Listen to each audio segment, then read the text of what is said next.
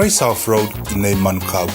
Asias fo i le upenga tawhailangi enterprisecast.co.nz pe wala au mai i le oval selau 5 Enterprise Motor Group Manukau sa ili, filifili ma ave loa lautawana. Taraflava o David Tua le nei o lo e whaafonga mai pe le Radio Samoa tasi lima i watolu a mo Samoa i manuia lau whaafonga ma lau whaasausaunga.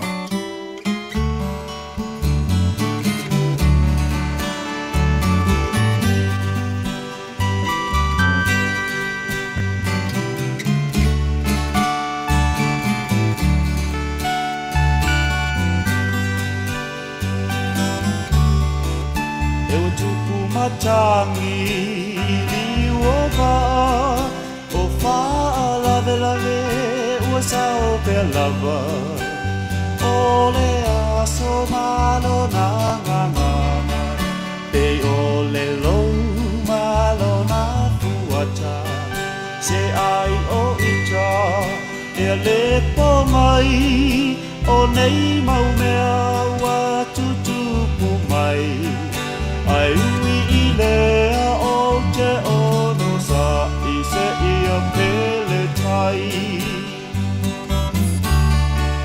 o le a matanga o le nei mafutanga na ui ala malama e masani le kerisiano i ana tu e wha alea nanga na sao le tali se iai se aso ai tato no fo ma tau vai ta talo e pule le atua i le ta imi olona pina ngalo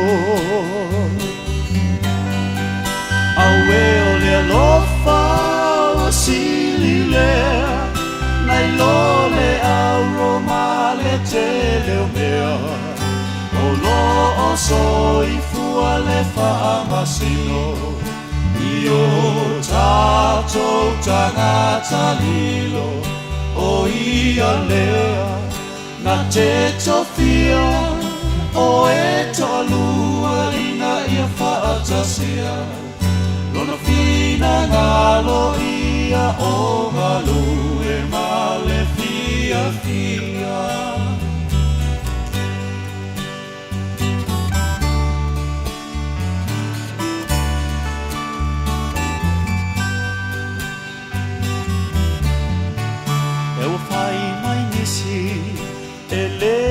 tau e la i titi lona mawhawhau ai mana tua e Samuelu ia Iese malana whanau au e matutua sa malua li'i a e na whaauina lava le wi'i o alau le atua so ele malama ai lava se isi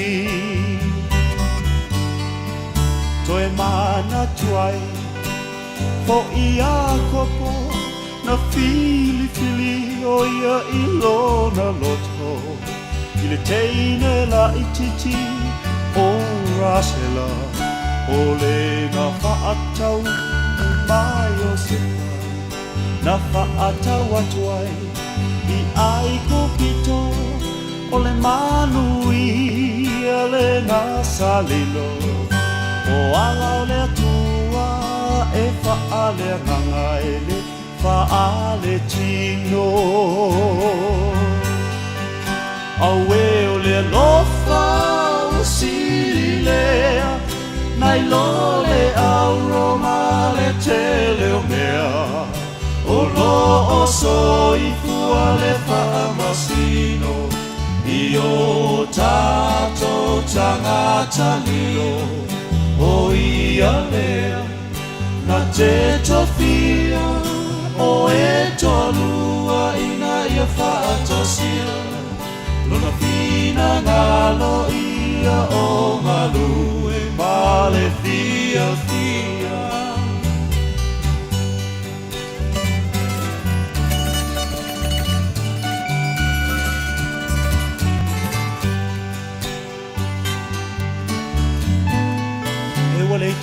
ai le whaata oto I le whawhine tau tala so o E le ai sona e se senga Ma le tutulu o se whale o Se uso e ua na o Se tā mai titi A tā ele e tau pisi pisi Wa aia ngangana e ua matu Ne I maalilili I tai wa ahu I le ino sia Pei sela au e tu mai ai o ia O se suinga fōi la uwa ai Toto no le e ka le sia Ai ui I lea o te whaamalosi Awa o fuana o le alofa moni Tau ulima o e mao Mai le langi le tofi Awe o le alofa o sili lea Nai lo le auroma le te leo lea O lo o so I fua le whamasino I o tato tangata lio O ia leo Na te tofia O e tolua Ina ia whaatasia Nono fina ngalo ia o ngalo E male fia fia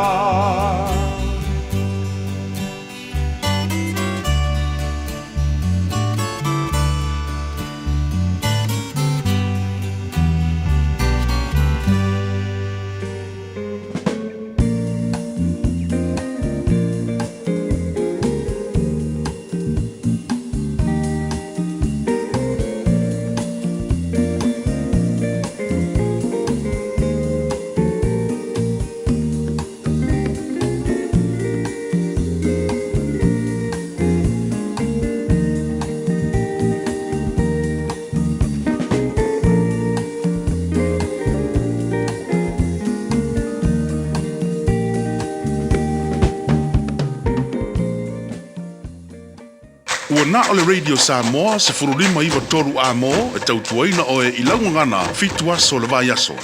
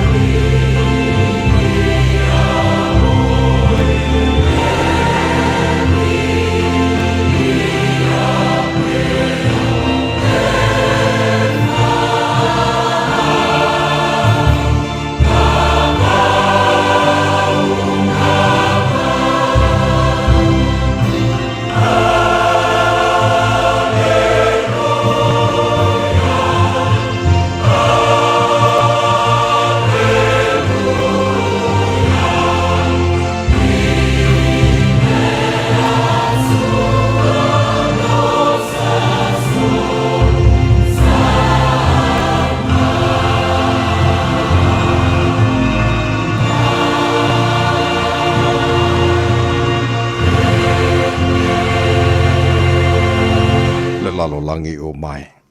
I o tau alalanga atu I le tua.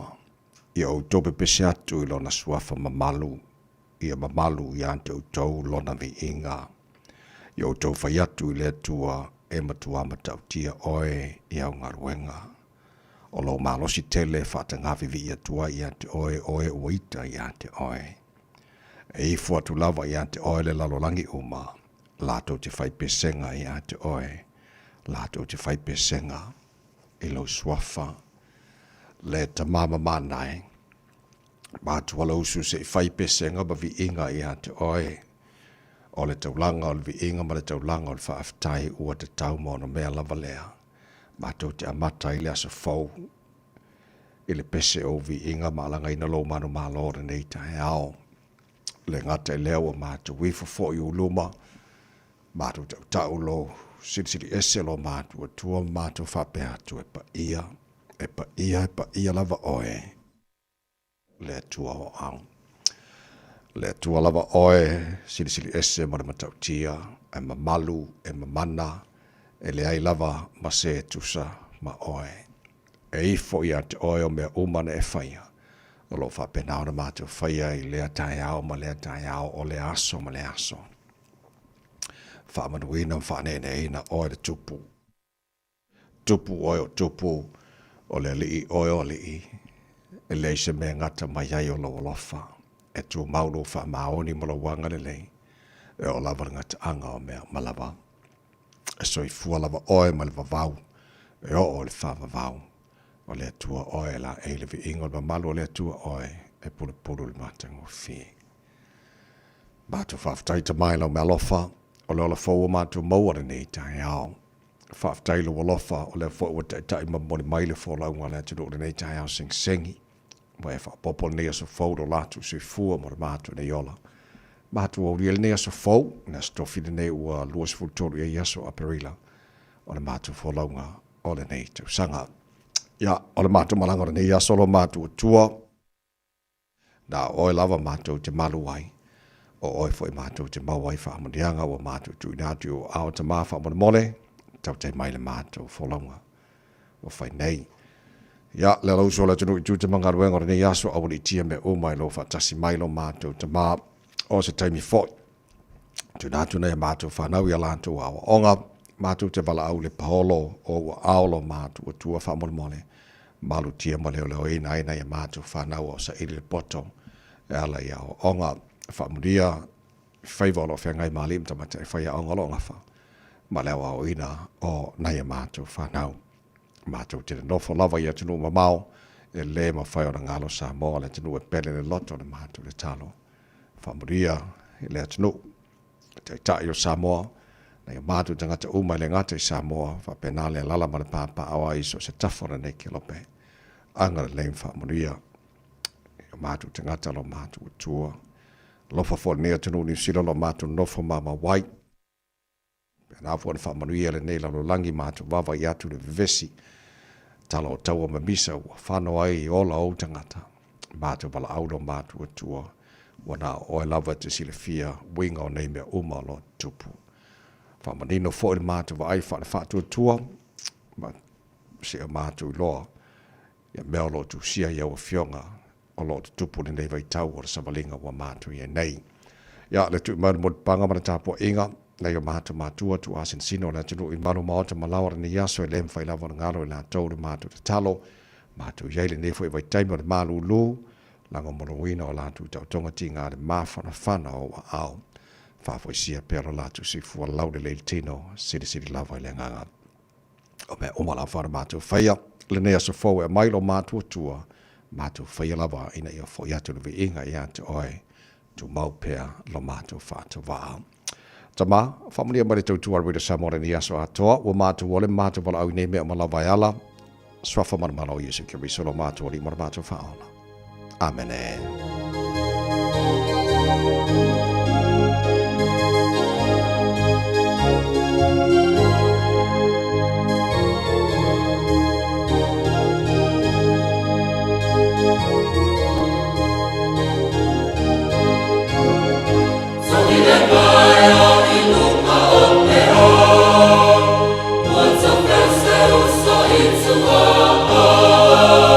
Alla famoia, ia tauna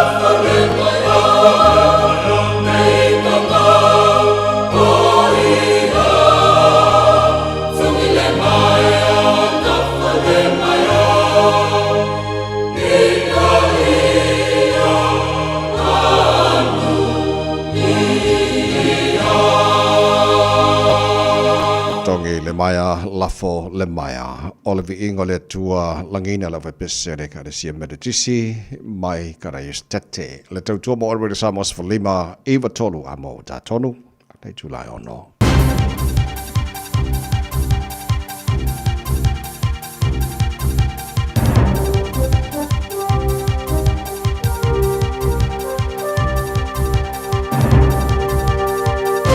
In this update, Iran's reportedly attacked 3 cargo ships in the Strait of Hormuz, hours after Donald Trump said he was extending the ceasefire agreement. The Islamic Revolutionary Guard Corps says it seized 2 of the 3 ships and it's escorting them to the Iranian coast. Donald Trump's extended the ceasefire, claiming Iran's leadership is fractured and needs more time to produce a proposal. But the US president says American forces won't stop blockading Iranian ports, something Iran claims is a breach of the ceasefire agreement. Peace talks were due to start in Pakistan overnight, but it's now unclear when or if those talks will happen. An industry group believes the Infrastructure Commission will do a good job of prioritising and maintaining nationally significant projects.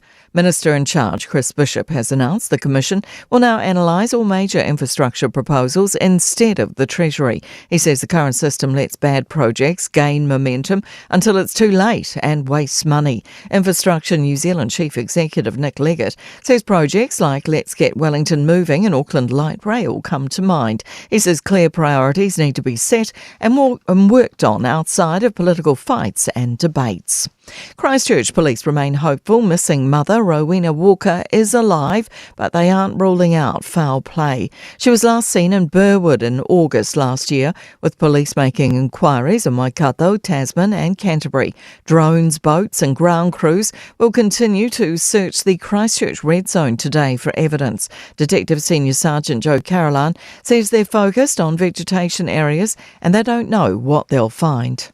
An investigation like this, the smallest piece of evidence could be crucial in resolving it. A 66-year-old man is due in the Blenheim District Court today in relation to alleged historical sexual offending at Auckland's Dilworth School. He's the 14th person arrested under Operation Beverley and is facing charges of offending against 3 students in the early 1990s. That's news. In sport, Chelsea have parted company with manager Liam Rosenior after 5 straight Premier League football losses in which they didn't score. That marks their worst drought since 1912. Rosenior's tenure lasted 106 days. 7-time winner Ronnie O'Sullivan's wrapped up a 10-2 first-round snooker victory at the World Championships in Sheffield to set up a last 16 tie against 4-time title holder John Higgins. Sports Minister Mark Mitchell insists the reinstatement of Raelene Castle as Sport New Zealand Chief Executive for another 4 years is a healthy move. She's been handed a contract until May 2030 with the stated goal of breaking down entry barriers for children. That's Sport. I'm Jodie Gill. Ua na ole Radio Samoa se furulima iwa toru a mo e tautuaina o e ilaungangana fitua so le vai aso.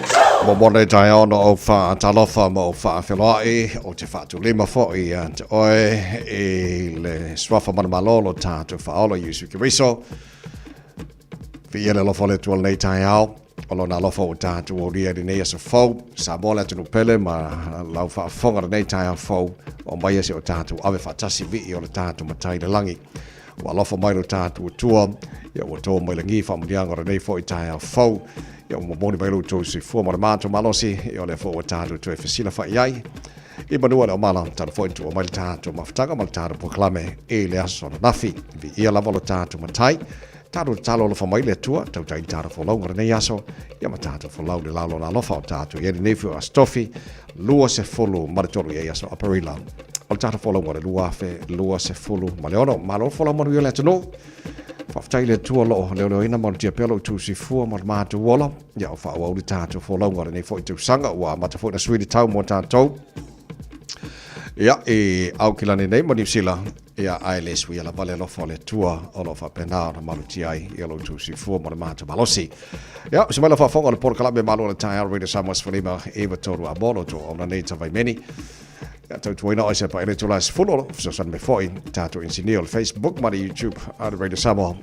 ya se rata se patia ma le whenga pesta Aljo no sio ya wala val tau tuaina mo lo tau pa ia mo lo tau malu e le nei fo i tai au fau ya mo le nei tai au ma la mata ngau tātou wa se fau tātou mau le lofo le tua o se mai la mai mo la fo fonga ole lui tau mo le aso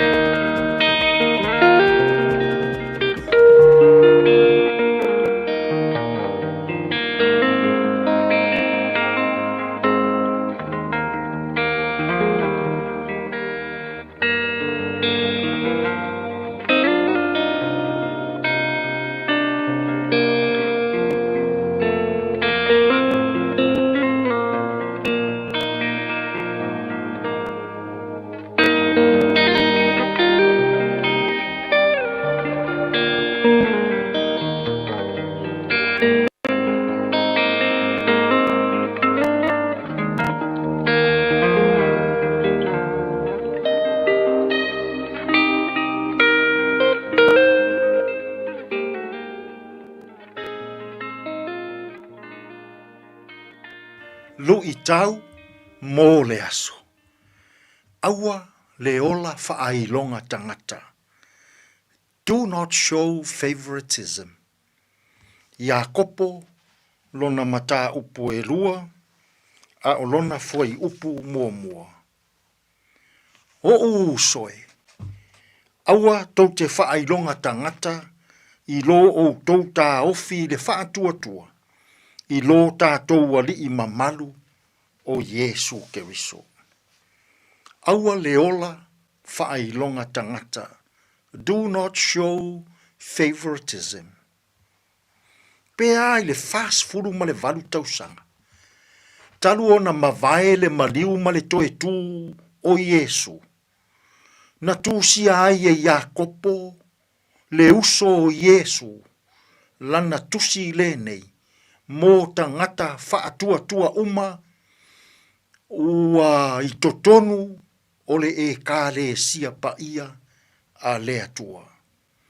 O ana ia aoa onga, i le tu a i ngā o langa mo'omia, e tatau o na ola ai le tangata, ua i totonu o le e kāle sia. O le fe auta ua o loo momoli mai e Iakopo i lana tusi. O lana lui i so se tangata whaatua. A whai o ia o le tangata whaatua. E tatau o na atangia i le o langa o le tangata i aso taitas. Lona whaatuatuanga. O lona winga. Ia ola ina e le tangata whaatuatua. Lona whaatuatuanga. I aso uma o lona ola. Whai maia o onga Iakopo i lana tusi. Ia i loa e le tangata whaatua o na pūlea le loto ita. Ia i loa e le tangata o na tutusa tangata uma ai aua le whaailonga tangata. Ia i loa e le tangata whaatua o na tuu ese le ola whaamaualunga. Ia tātou wha e tete, i upu tātou te wha o ngāina, i aso taitasi. Awa o upu matala, e manu ai, le loto male anganga o le aisi tangata.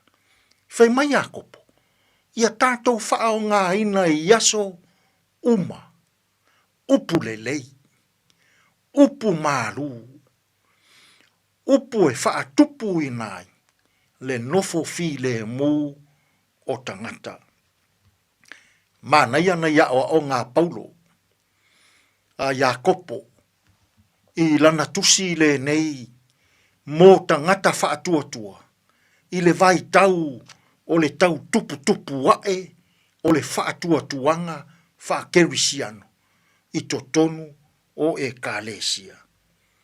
Whai mai Iakopo, e tatau i le tangata whaatuatua, o na ola ina lona whaatuatuanga, i le atua, i aso taitasi. O se lu i tau tā ua tele le nei, mō Samoa, i le nei fo i vai tau.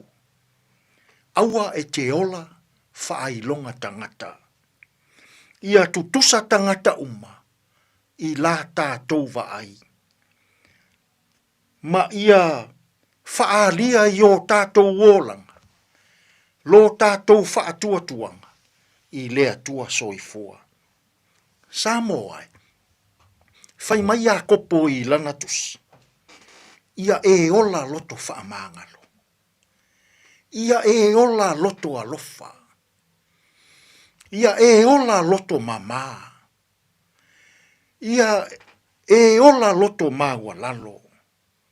Ma ia e ola i le loto elelei. Ia e iloa o na ono sai.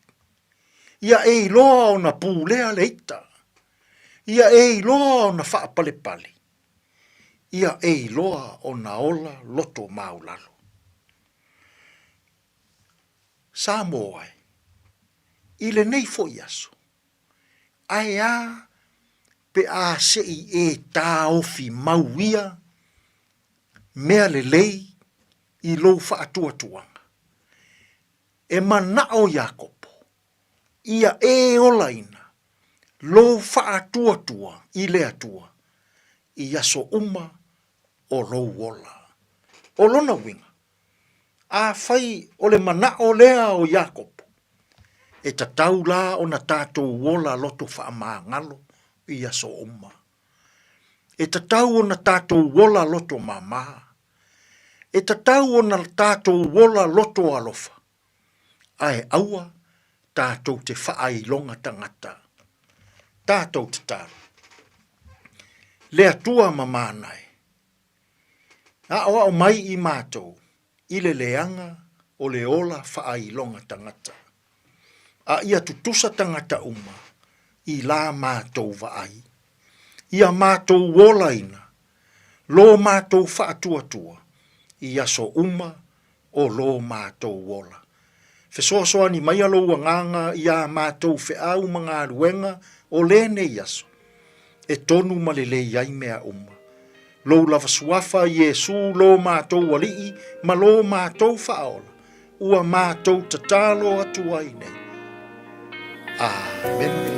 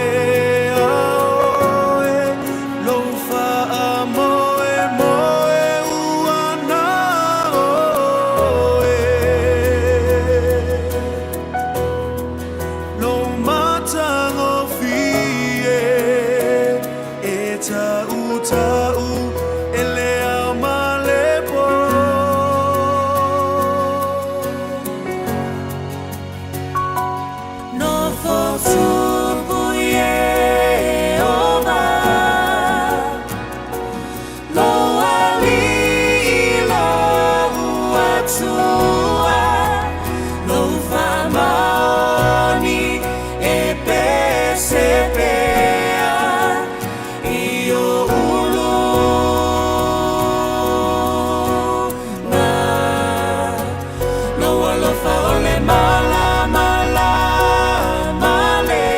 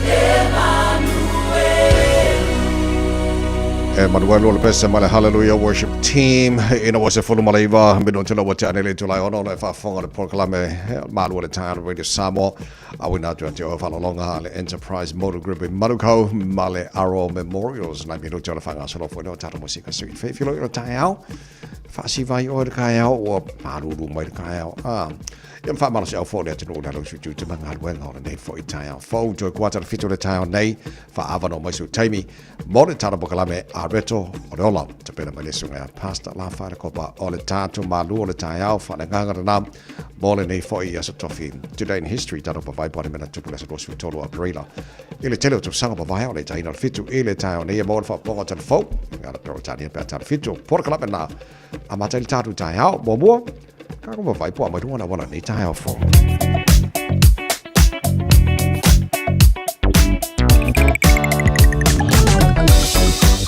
Yeah, good morning apa tabale malo la bar sui fua ele nei foi tai fo va vai atu ngala balam lai se ki pale ngi ta to le se fa la lave tu mai lo leo la foi manel flow le traffic nei tai mo tai au pa unai ba ngalo te ba tu sama sama lo ringa lai PC and live flow wa ta to lo malanga mai sifo va vai atu ku me wa ngai fenua pai fai polo kana titi la bar nei tai au flow le mai ya se valu mai o green height pa solo mai fenua pai Hobsonville, Link Miles Fulvarus Fulon Westgate, Mangaya, Sawaya, Lincoln Road on Rapanga Jaratu, Pawanga Bangare, some summer teaching metal ring alai, PC, alai flow one night time at a time. How? For our mile Sfulono, Sa Hotel Jolanga Yakilani, I have a Melos Fulum, Manaya, Tano Point of Villa, Seki Maita Tow, Sawaya, Los Fulu, Waffle, Malaba, Los Fulu, alai PC, my and I flow, for our Melos Ful Mangaya. Yeah, State Highway 1 City bound sick. Ya langa. Ole tala na ilunga la wala nei time ta av vale. Ol fa tau lava. Ba ya sawa le mula nga chu manga wenga nei foi tai. Radio Samoa. Taslima ivatolu.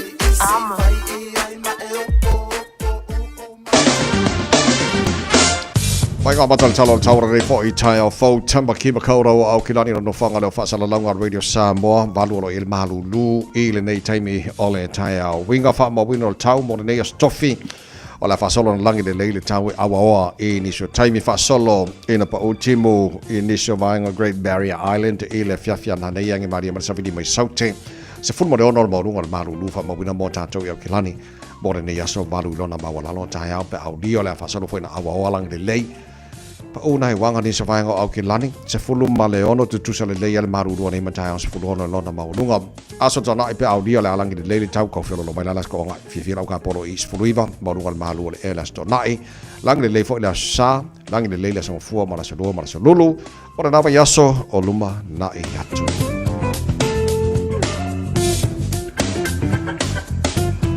Fa mabonga na watu ina maila vai tau ne foi taimi o le tai au le tau tuara Radio Samoa fulima I vatolu a mo I na ua lua se fulu ma le lua le wate ai nei tu la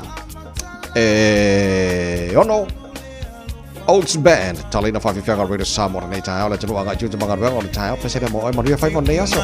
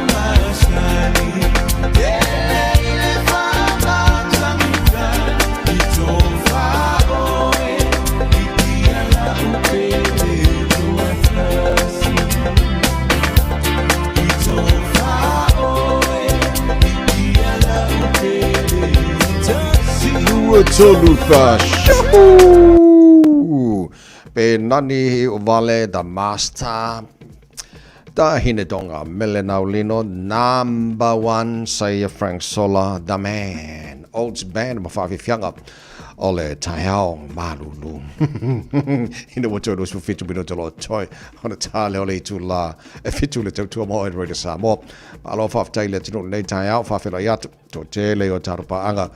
Yeah, or fat I love from Fafila my long time to Facebook, Mari YouTube, other radio Samoa, Ma Lola Sweet Form, we of your love or Kilani Manusila, but also buying on Langi or Emafuta Mayai, to the force Moti Uzo, Lofatu Naim Pone, Matato Uma Australia, America, Fatal for my Nataya, Ma Lola, yeah, less Sweet Form, but we are on facility Anna Lucy Miller. Good morning, man of Taya.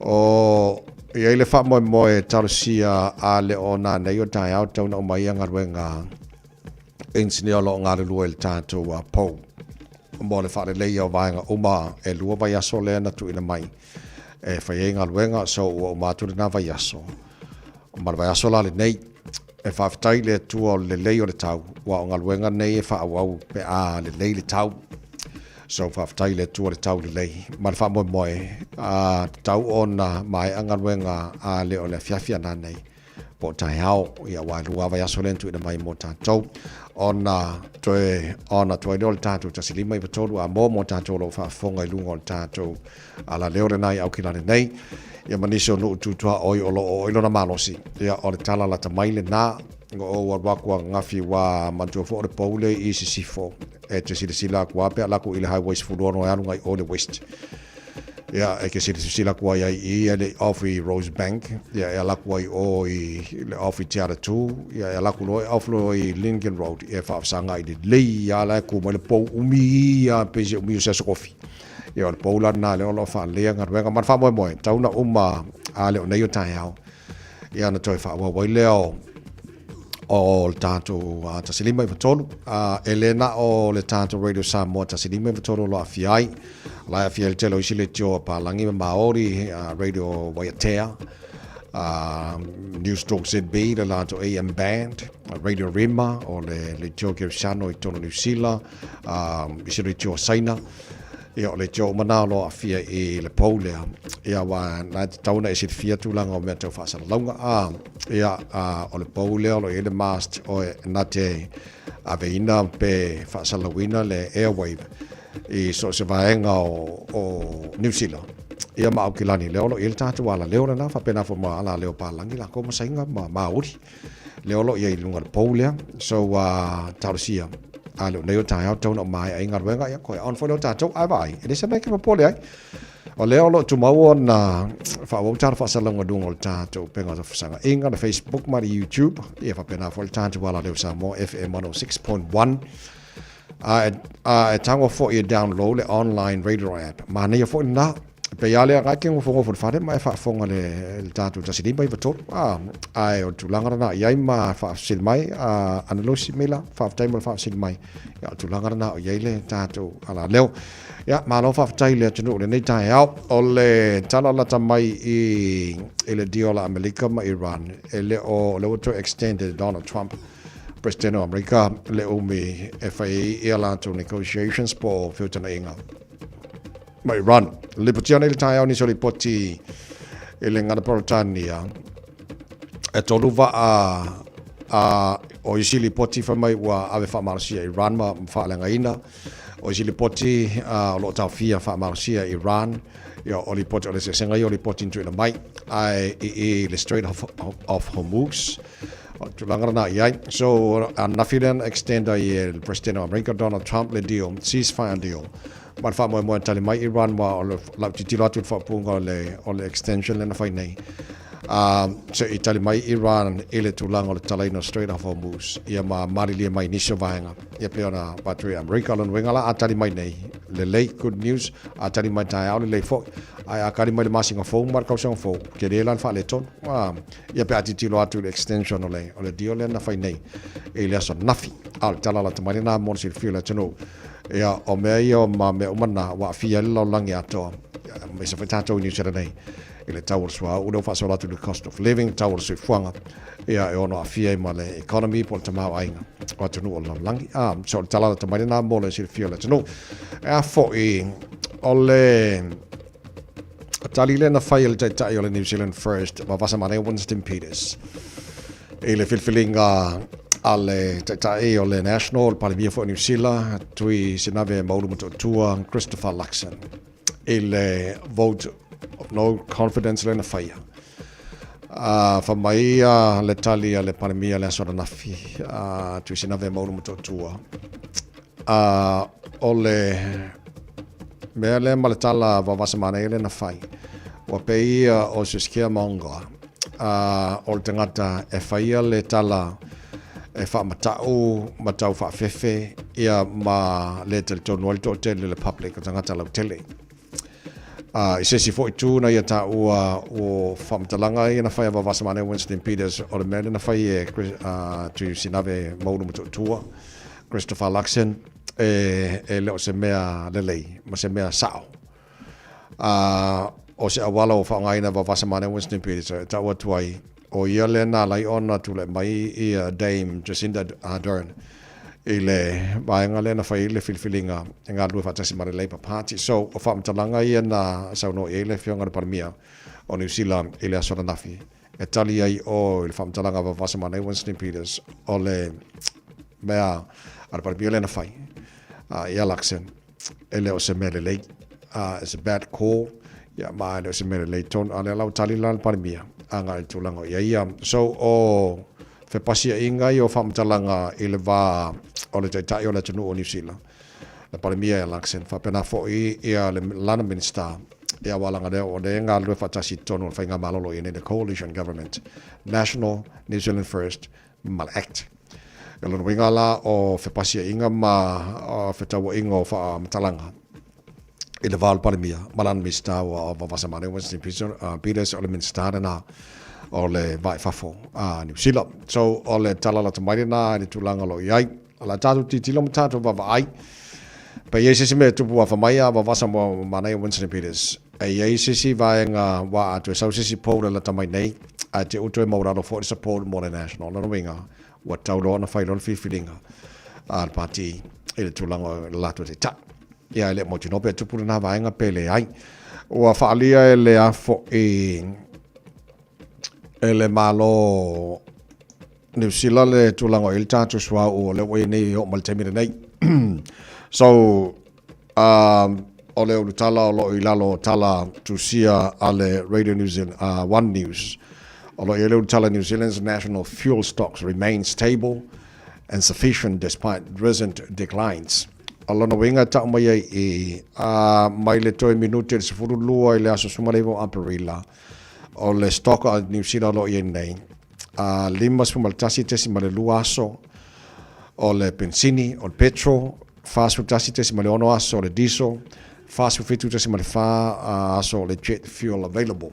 O le tala la tamaile na e le tulango i ele swau i tono New Zealand nei mo le si le fuel. Tino, na pauar manga le whaafsili lo mafofau i te le lo i ante oi. O le whaitau lia swau o lo i te tono New Zealand. Ma swa o le e fa mo o va o laile tu ese mai wafu o tunu ia po Filipainga po Korea po fele sa wai swa ele tonu mai tono New Zealand a pe mana yai ana tiltilo anga ele swa o le tono New Zealand o swa o multinora na ma le stock multinora na o lo yai a tulanga na mal tala tamai na tu mai malo na sa nafi ma le tulanga lo il tatu swa o ma ele ngato swa o ta vale fa pena for the diesel ia ma jet fuel pe ona yai so lima sutasi tes ma lua so mo le benzini fast food tasi tes ma ono aso mo le diesel fast food fitu tes ma fa aso ia mo jet fuel o tala tamai na pe ona yai ni fo ta fo to mo re sa mas for lima I tolu amo. You know what is a full fit window to talo le to la fit to malo fa tele to road fatas mai nei foi tai fo fa o tara fa fianga nei tai Mr T Peter no solo kia ora, good morning. Everybody knows it, Bravo a champion.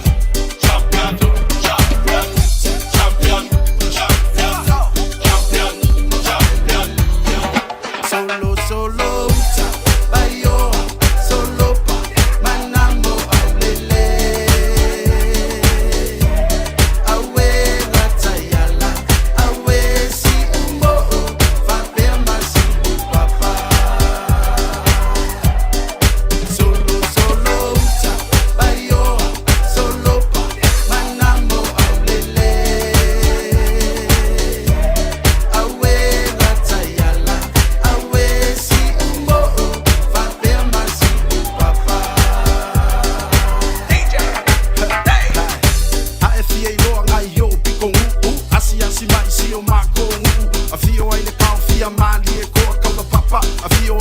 ko kama le alo ali ku pole sava uso ali ka ua mai nga iau alona ka isa le kongi o le lima makua fale upo pe fa ko finga ko style wa pe pesa masiva solo uta ayo solo pa manamo aulele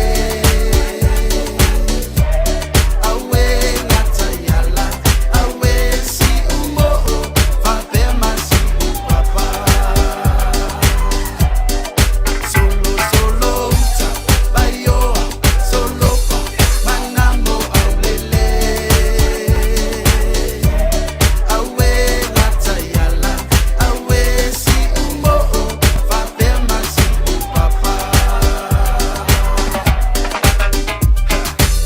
pai kele kua ma akua fale loa le uka fle ua fale liu lalo asi uki vangu male pa ia lasi o tama fina male awa luma a io e o nganga ai malo sila fia so le fiku fale sa welcome to mangu ai le loa eva e sidi ai le ku ia he this is still sila Samoa aku ai le sao o Aotearoa sao sauna e ani he ua umata maua taita si maleno foanga solo uta ayo solo pa manamo aulele awe natayala awe si umo fa pe masi papa solo uta ayo solo pa manamo aulele awe natayala awe si umo fa pe masi papa awe natayala awe si umo fa pe masi papa Tasilima Ivatolu Amo Radio Samoa. Hey, don't be that guy or that auntie ignoring a sore throat. This isn't just some drinks and lemon tea in your sweet situation. Untreated sore throats can lead to rheumatic fever. Nobody wants that for their family, eh? Go get your Pepe's sore throats checked at your GP, school nurse, or pharmacy. It's quick, easy, and most importantly, free. So come on, whānau. This summer, take care of your tamariki. Get it checked and get it treated. For more info, hit us up on socials at Stop Sore Throats or visit stopsorethroats.nz. Sunga o whenga whakao e lo kawale fo maunga Max Ila. Senga uka amilo e o kilangi. Mo koe foi mai lava i o Tara i le Tire World and Auto Limited. Le ai mau aiso skoi ngā meg ma pa uka awari. A ole me piko sidi. E ngā le lua lima ka alalwa ia so le kokongi. Le Tire World and Auto Limited e te maua i ta awale ma pa utau ngō fia ia New Zealand antoa. Mo fo i se ti mag wheels mo so se i tu ai ngā ta awale ma le telo isi au unanga. Warren Up Fitness i le na ole se fulu tala pia i wha i lo i eina e wha afafonga le Radio Samoa i nei wha abitoa. Talia wins quotes, cue cards, maisi. Walau lo le Tire World and Auto Limited i le lua fitu tasi tolu o mo pa uta avale. Po le lua fitu wha tolu lua o mo le fale inisinia.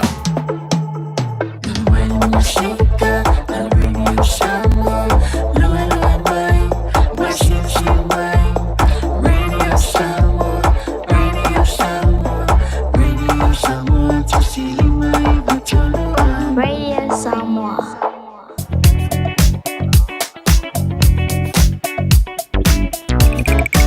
Saune mai alo le tātou ripoti lea mai lunga o la wala hona tuina tu leo le tātou proklame avreto o leo ne foi tai o fau av tavale malo le foi lunga la wala lai mana ia tātou lo malanga le malava le luas furu wa poroka mani ne vanga le tai pawa na vanga le titi lo tu le mo mai telo isi vanga la wala ia le pisi la wa ai ala flow le ia manga ia pisi a flow ai sekia pauna vanga le titi lo tu mo mai o le luas furu ama tau fo le luas fulu e sau mai o mai le afe mai fulu ono mai sifo aru ka le taulanga ai taulanga o kilani ai afe mai luas fulu le tano e points of velia sau ia inga Mel Roscoe sau i one hanga ia nga fe lole mala vale le luas fulu ia fa o mai luas fulu nei ka mai ngai manu ka ia nga luas fulu na no pisi mai ngai ka e ka fe au ta vale ma ri nei tai au so maulo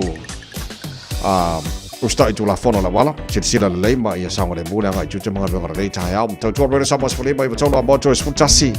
Ele fitu usima lau mai mo la fafonga ole tara pokalame areto. Ona. Bread of life sent down from glory. Many things you were on earth, a holy king, a carpenter, but you are the living word. Say it now. Come on.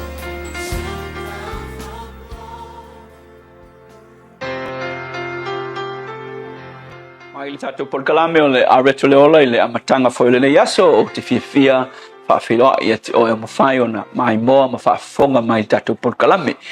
O le Ioannes fultasi al whaupetots fuluiva e whapea ua whetala i atu Iesu ave ese ia le maa. O le upu mo o le asu le nei, whai le mea e mawhai ona e whaia.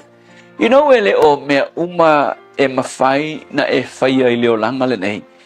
O oe o le tangata soifua, o le human being, ma o le whailonga le ilo ai o oe o le tangata soifua, e iai lo limit, le limitation, e iai le tahpula.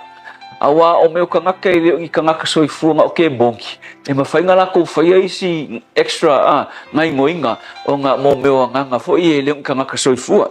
Ai o oe o le tangata soifua, ua whaatahpula le mea e te mawhaia. E sila fia le lei fo ia le tua, ia le ngā tula le nā, na tuu ia te oe, e iaia lo limit, e iaia lo topula. Ma o le mafua anga le nā, na ofa mai ia le tua lana fesosoani pa ia i lana whanau, tangata whatua tua. Awa always lava, o lana fesosoangi, le me siringeng mga e tau mai sila fia, ua au mai lana fesosoani, i mea ke le mawhaia, ai le melinge mga ole tua ke loa. E au mai langa fisosoangi, ai ai ma lau vaenga e whai. O lau vaenga, o le ngā io i whai le mea ke mawhainga e whaia. E tuu le mea ke le mawhaia, e wha wau e le tua. O principle siringa ngā ua, e te taunga i loa, le te ngata whatua tua. Whateita inga, ina ua sau Iesu whatu la salo mai tunga maua i loa le tala, le limta upes fultasi tusia a Ioane. Pe mai kala Iesu, o aku le tunga maua. O ngā whakakalo leo Iesu i lona tamā, e whaali mai lona mamalo. Ina ua amaka le tala Iesu ngā whai, whakungo la salo. E le whai aku Iesu i a la salo. La salo, pe whai aku i le maa, umkua i le maa le kunga mau. E le whai aku Iesu i le amakango lana ngā luenga. Maa alu ese. Makua Iesu i mawhai mea uma. Ai ngā whai Iesu i tangata.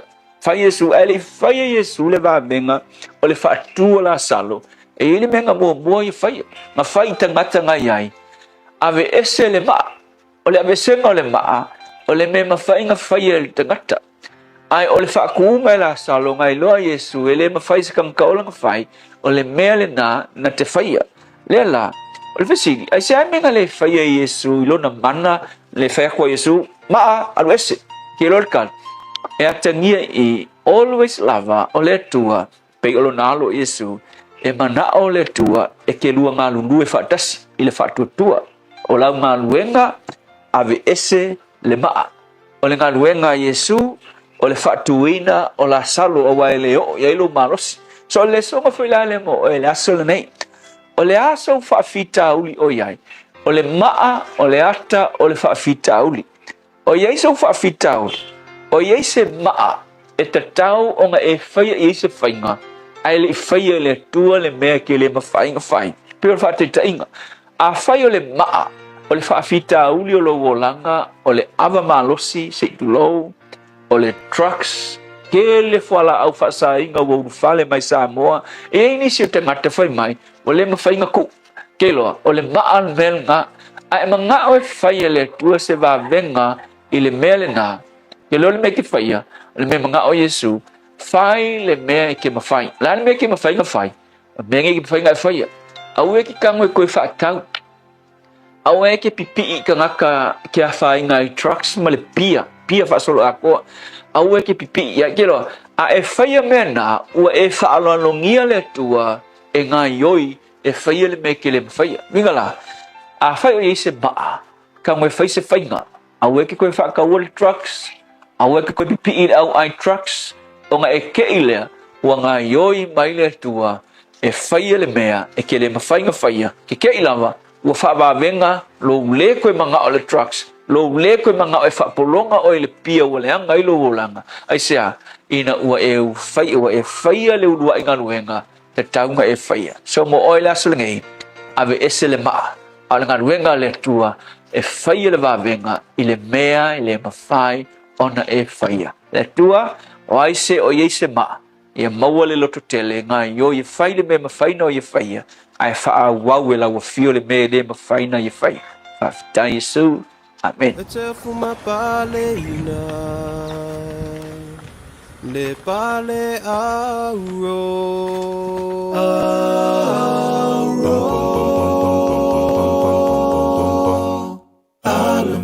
maya leilo le so e fio maya le po e tau le e te fuma pale ina le pale auro ala maya leilo le so e fio maya le po e tau le e te fuma pale ina le pale auro pale auro ili maya le pu ili maya le pu pale auro e te fuma pale ina le pale auro pale auro ili maya le pu ili maya le pu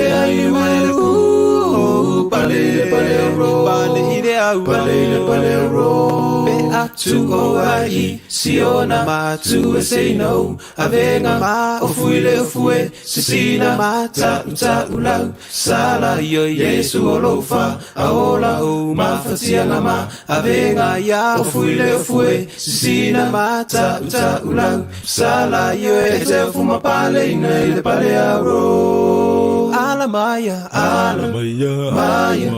leilo le so e fio maya le po e tau le e tau fuma pale ina le pale auro pale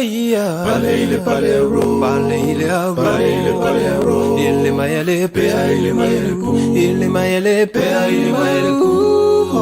pale auro e te fuma pale ina le pale auro pale auro ile maya le pu pale auro ile maya le pu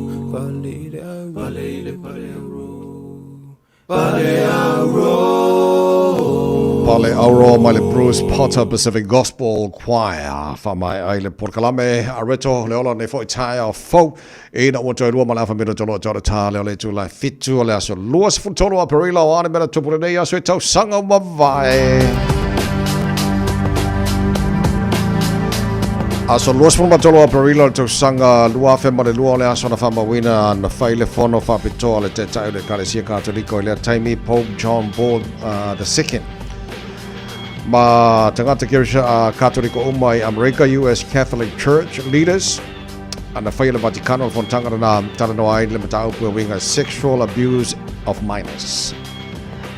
Ila so rosu tolo aperila lua fe male lua so rosu tolo aperila to sanga lua fe male tolu le so na famba wina o le virus o le SARS na tapngi ai ya nga umala me tono Beijing mo le lua va yaso ya pe na famba wina ila so rosu tolo aperila lua fe male tolu o le aso luas fultolo aperila to sanga lua fe se fulu male ono o le aso na release ai le album o le lona ono le album Beyonce Lemonade pe na fama wina le aso luas fultolo aperila ele to sanga lua fe se fulu male ono Tele na mena tupu ila so los tolo aprila tele tu sanga mabane tu mo re sama sfole mai tolo amo toi minuto lo tolo tale ole tu la fitu tan phone ngal for tania pa mai ata fa sala fa business nei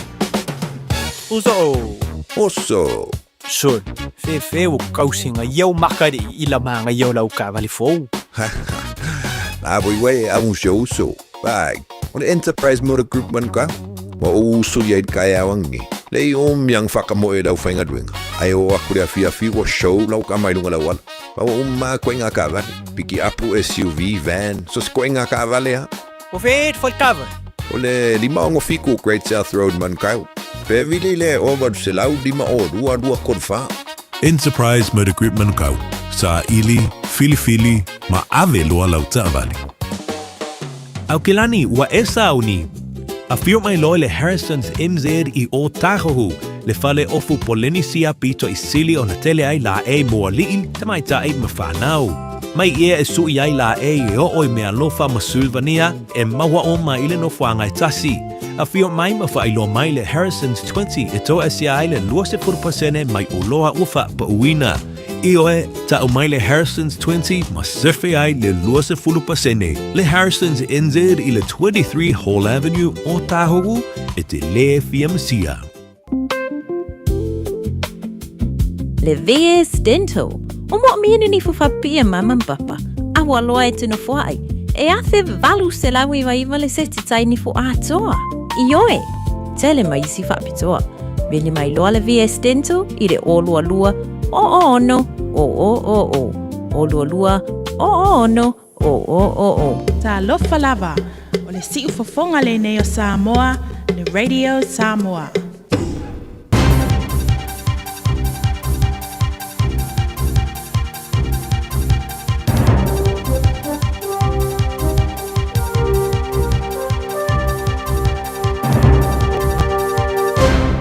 In this update, another escalation in the Strait of Hormuz with Iran seizing 2 ships and another ship also coming under attack.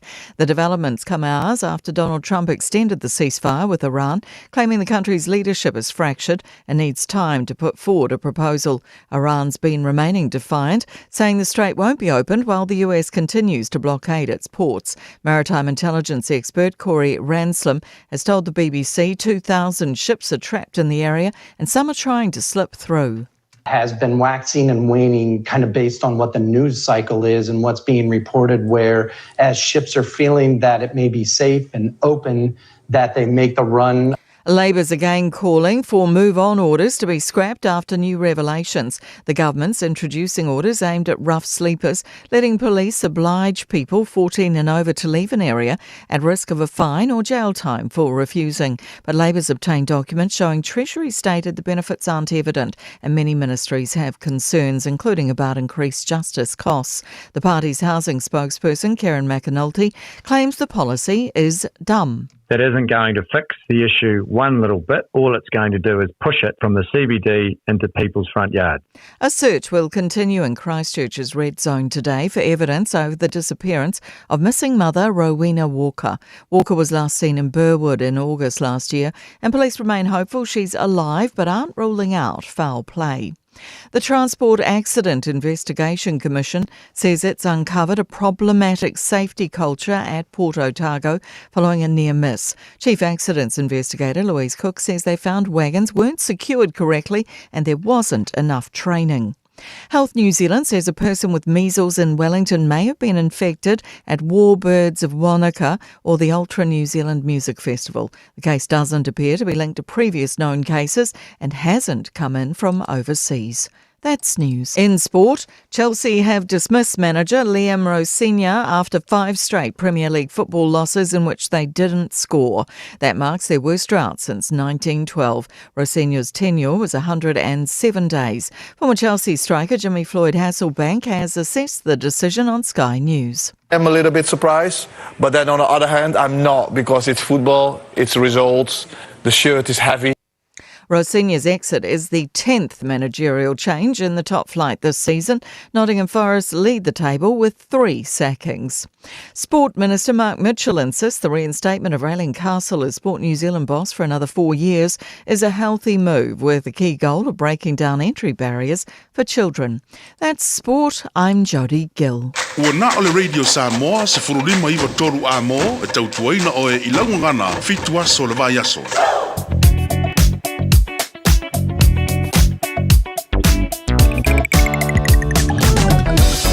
Good morning, over Tavale malo le foi malo le sila ele nei taimi o le taiao o lo tu mau on so longa le le me o mai so se vai ngona awala ya kilani le se fana lavo li te mai le leo. Ya, wa ye na ya tato vai ngo highways le wa poloka mai fa pena fo telo isi vai ngo wala wa to Mount Wellington highways a mai lava pe miua pasi mai Silver Park on ramp le southbound State Highway 1 mai on ramp or citybound State Highway 1 around Mount Wellington, Poloka and Nevang or the Taiao. Tato for the Great North Road around Waterview.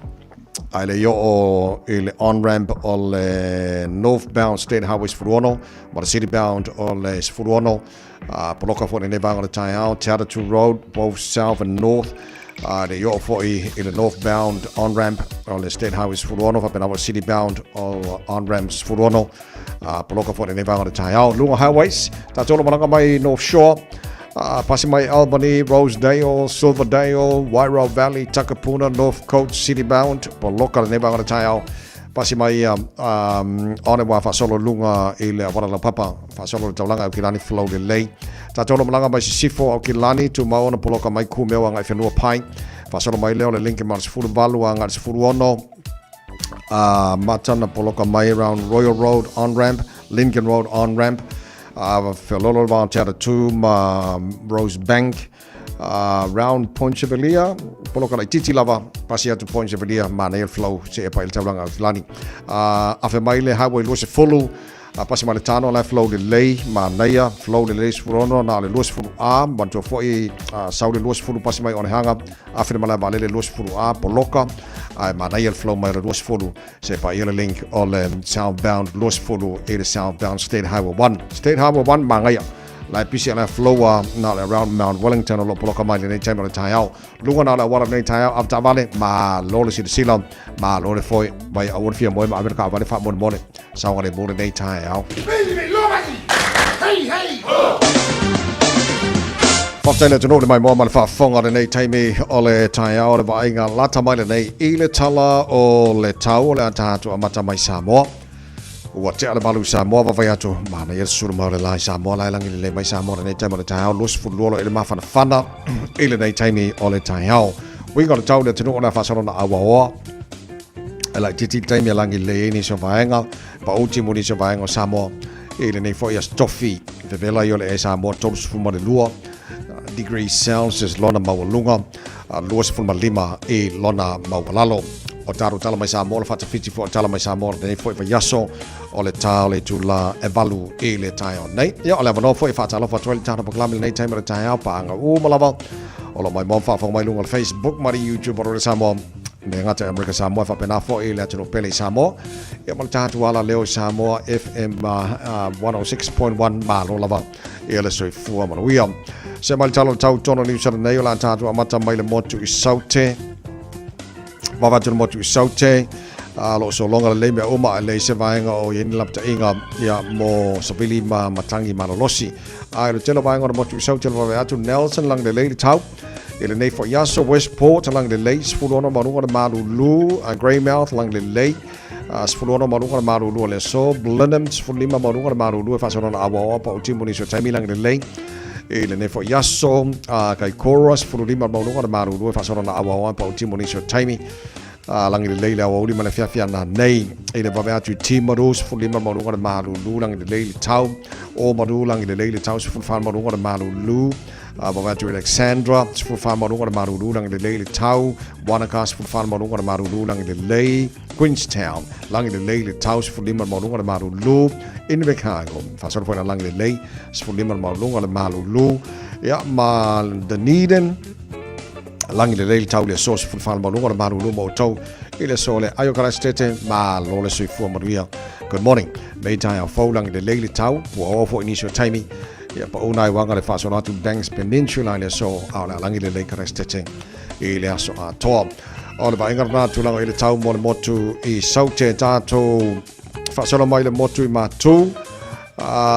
Se yo vava i atu motu i mātu o le pi tola marunga i mātu i Kaitaia.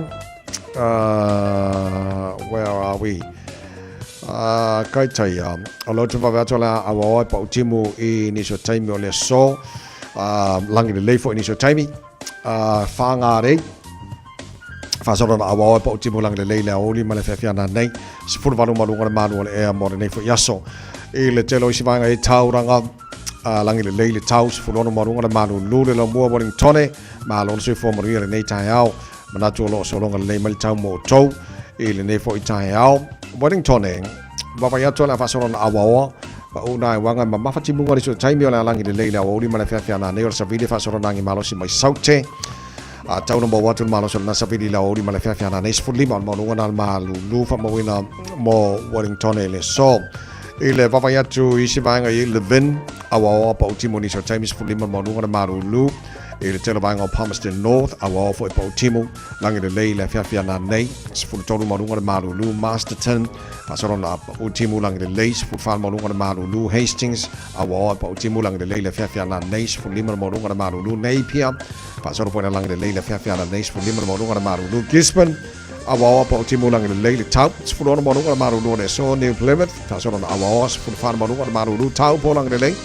sifuru ona manunga na marulu ne po iaso roto rua awawa po le tau langi le leili so taimi sifuru ona manunga na marulu wha mawina mo ne po iaso tofi kiri roa langi le leili tau mo tau le so sifuru whana manunga na marulu ne ea tau ranga langi le leili po le tau wale tele na vaenga a pia na wha mawina ne po i tai a phone Tama kima kaura o kilani no whanga whasa launga radio Samoa fitolo ele marulu e taimara tai apa vai atu leo wa langi le lei mani kau kwa maanga i foi kau si e kau mawhanga mai ei tumau winga na tau le soa awa o langi le lei unai wanga ni so taimi sifuru ono marunga na marulu le so tai au pe au dio le awa o foi langi le lei tusa le marulu ne matai au sifuru ono na marunga na vainga na tuatu la sto nai langi le lei le tau kau whiolono mai sifuru iwan marunga na marulu le ea langi le lei le saso o fua sa lua sa lulu na vai aso numara i atu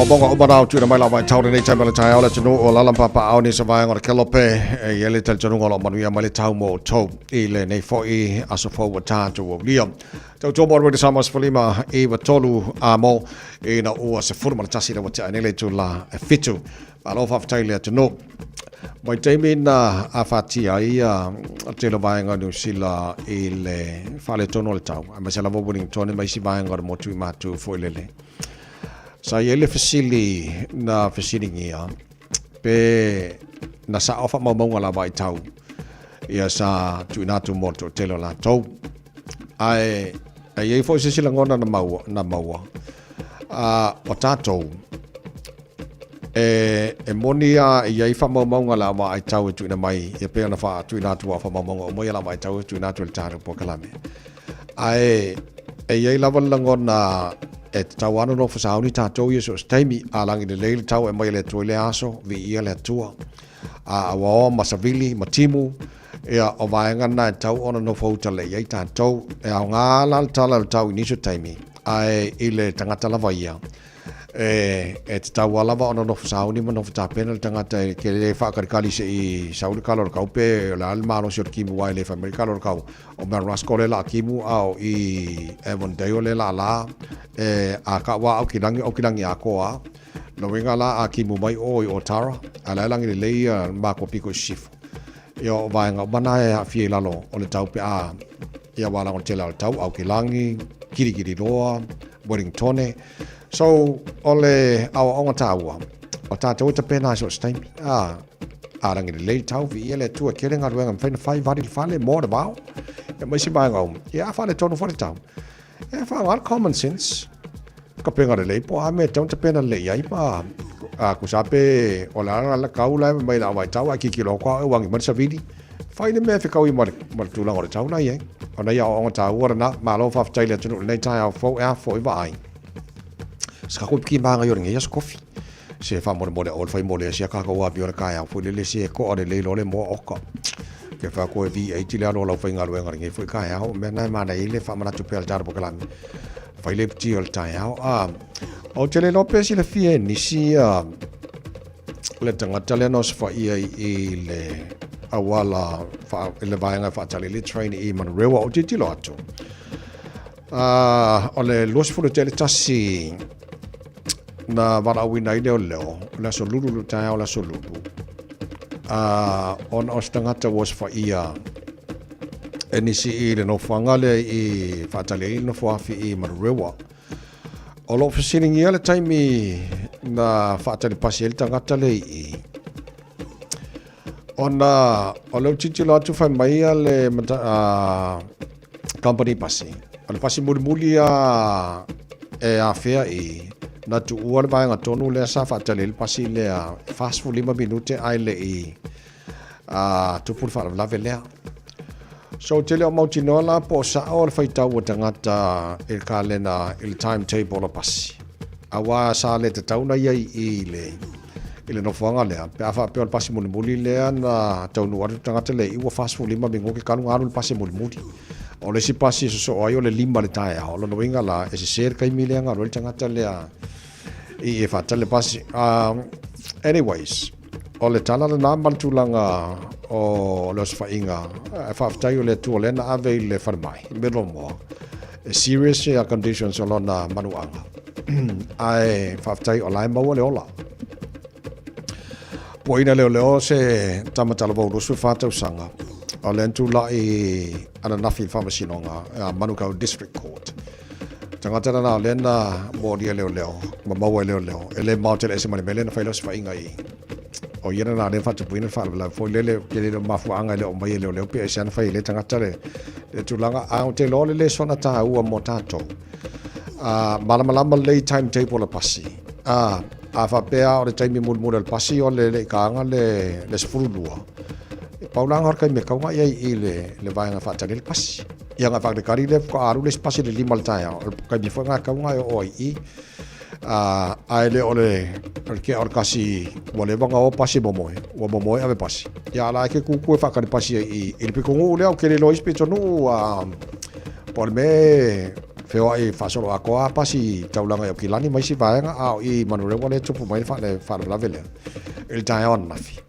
a fa tai lo mo le tanga tan fa tu puina fa la ke le foi fa o nga ni man ne vai tai mi o le ro pola no ku pu ka ni vai kai ya ole tala na ma tu langa o yai o titi lo ato on na file na fa se silai se fina nga lo le palemio New Zealand tu si na ve mo to tu Christopher Luxon what tala mai ya pandi ya ni so lato metal e fai ona fatawina enisha tunu o lolangi so o le urutala o lo e tala le Radio New Zealand could buy Japanese warships missiles under export overhaul tu sala sa tafiu fi uma Japani ya tele yo lanto wa metau ma banga uma e fa nga mo tawa ele fai ona tala ina e isha tunu o lolangi e ya tunu o le fa tawala to meta mai ya pan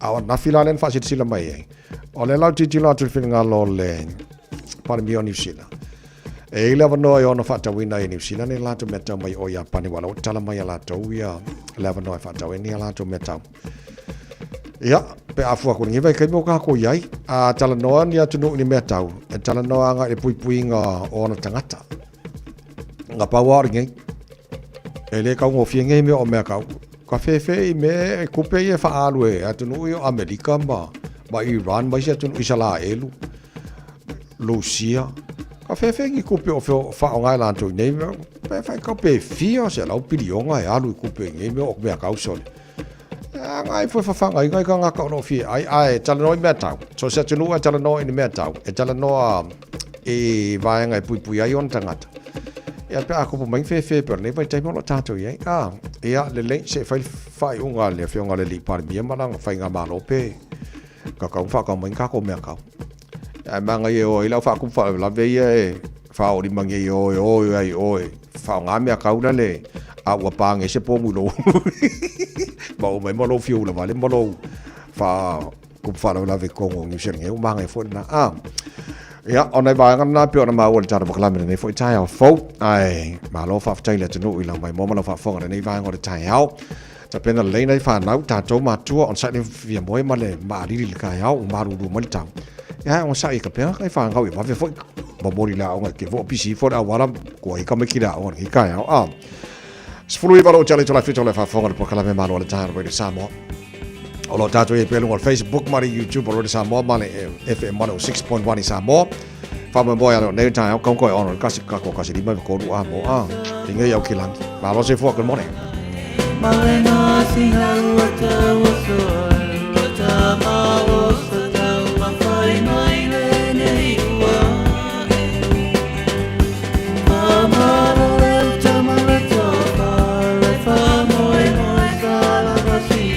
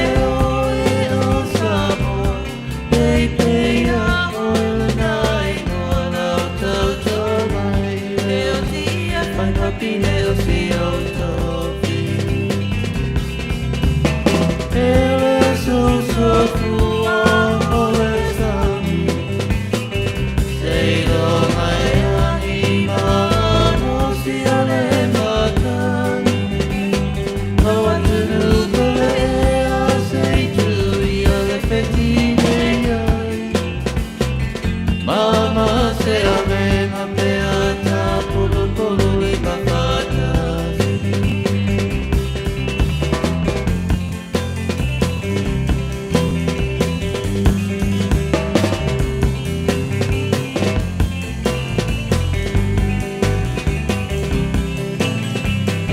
Talo falava o aola pi Mariner, mau belo li tio. Ile Radio Samoa tasilima iwa tolu amo. Just think a minute. It could change everything.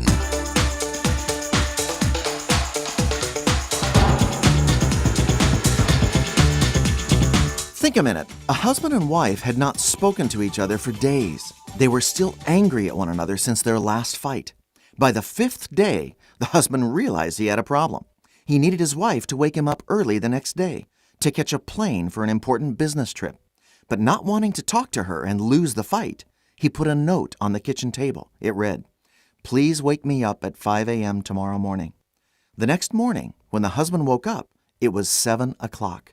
He was so angry that he'd missed his plane. He was just about to yell at his wife for not waking him when he found a note next to his bed. It read, "Wake up, it's 5 o'clock." Why do we find it so hard to say those 2 little words, "I'm sorry"? If we're honest, most of us are better at remembering the people who should tell us they're sorry than we are at paying our own sorry debt. Yet if we'd just apologize sooner, we could save our friendships, family relationships, as well as a lot of time, energy, even money.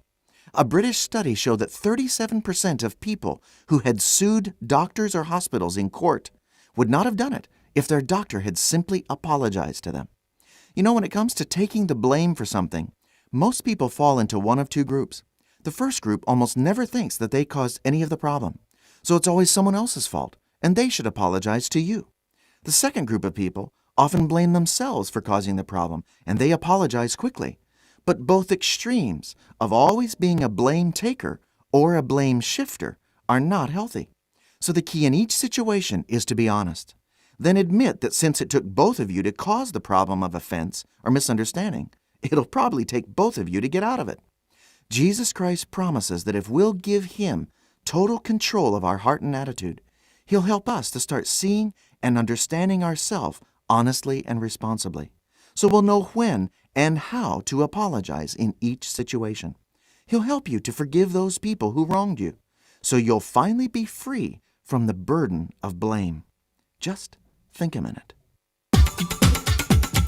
If you'd like a free CD of our top 40 programs, write to us on the internet at www.thinkaminute.com and catch us tomorrow at this same time when we stop and think a minute.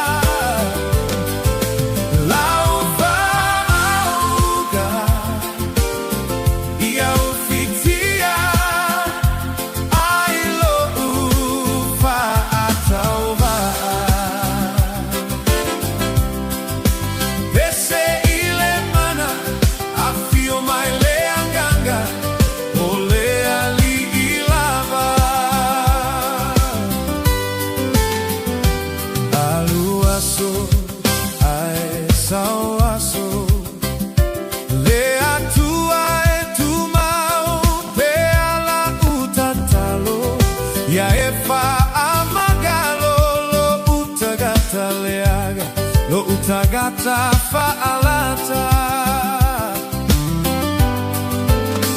La utautinoga ia fa'asolofa Leoa ale lalo lagi malesa olotoga Lo ulea mana oga Liu liu alo maya fofoga alofa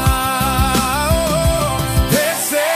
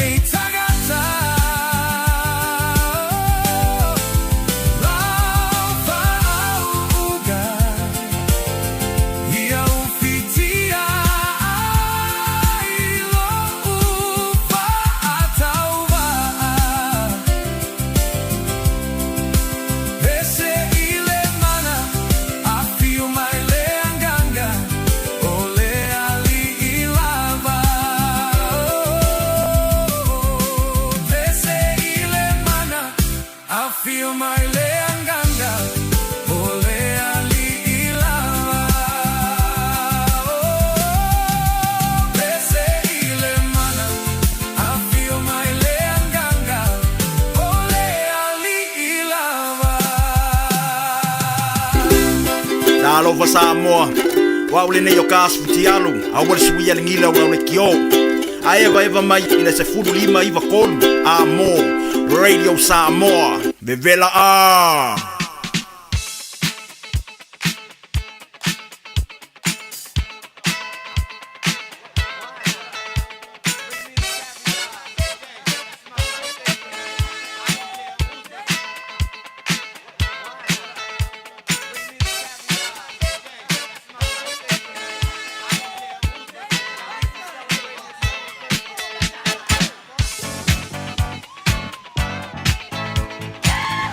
Opnagas vada ole asa tofinen nei o luas futolo ia so aparilla matala al telefoni pe ama fa na fa ngai no telefoni ma mole se famlianga se asa fa na ora nei tai ao tolu fitu tasi lima I vatolu olo mo foi no lungal tanto in meli on air radio samoa.co.nz ia fa pena fo ia lungal tanto Facebook ma YouTube radio Samoa o fe lavo vai ngana fa na fa ngai na va vena mai lo famlianga asa fa na ora nei tai ma ia kile nga Tata famlianga mai le tato I million nei tai au famlia tu las fanau. Ole atali pele ya Louis Terry mai Ranui san. Maria Tirelo was fanau de nei fo yaso. Faftele tua wo area mai le ono to sanga. And he will bless you with many more years to come. Louis to anga tatalo. Ia mawhai taulau tu spa ia yaso oma. Momo onga ia bea oe matamapoto. Tamamalosi, loto alofa, ustai, io matua, to angela onga, marilotu. We love you, Louis. Enjoy your day. A love from your nana and your papa and your aunties. Ngawi and lei tu. Maria telelava, ia lo waso fanau de ne yaso Maria fo ila onga Louis tatu telefoni, talofa malosi fo. Fo manuero, tungo sabai. Talofa, no lava. Talofa, ia fa saya mole avano. Ve never mole sero fa angam fa manianga. It's mal ainga. Ise pan poporeo furi vasili me kura le so wa so ele. It's to found so sanga. Fa se tele ma fa langi so sanga tele voi fo ise. Ola le nila langi le tu ma wa le fa inga. Ole la ma voi. Il fa now. Me se foi tinal ainga ia holo fa angana. Lo fale tua te fa poponi se tele lo no la wale sau singa o la mamo ia ole lo fa ngana moli ati ena granny so mila martina cases even fortino pana ya Christina Claire epi deo and west emphasis deo fa angal sam popoli no telefone tina martina me papu sai la mo la no Tina vai fale se kier ko inga lo na se fu ja so foi ja fo so io va vai tu ele ai se tanto familianga fo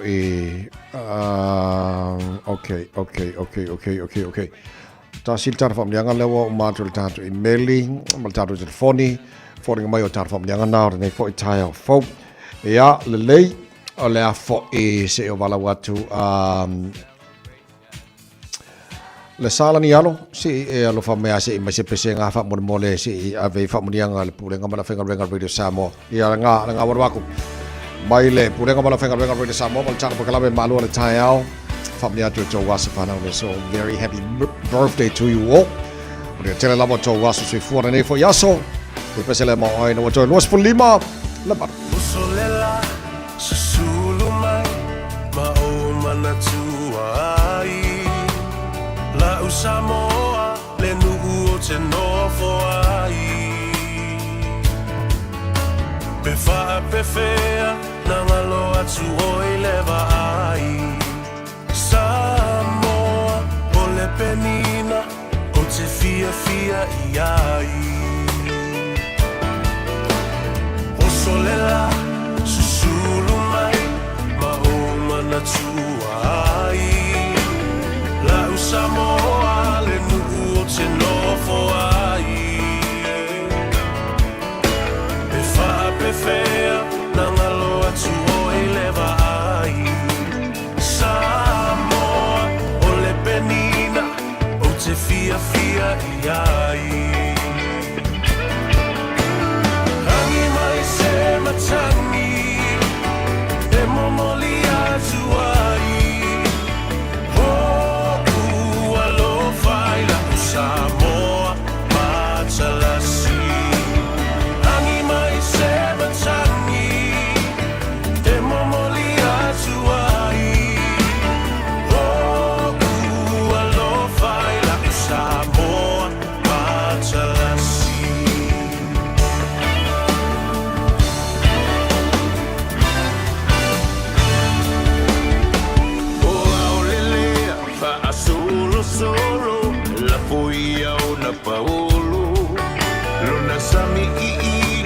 sulungia ele masina Bifa apefea Nangalo atu oea ita Samoa ole penina ole vasa pasifika Tangi mai se matangi Se mamori atu ai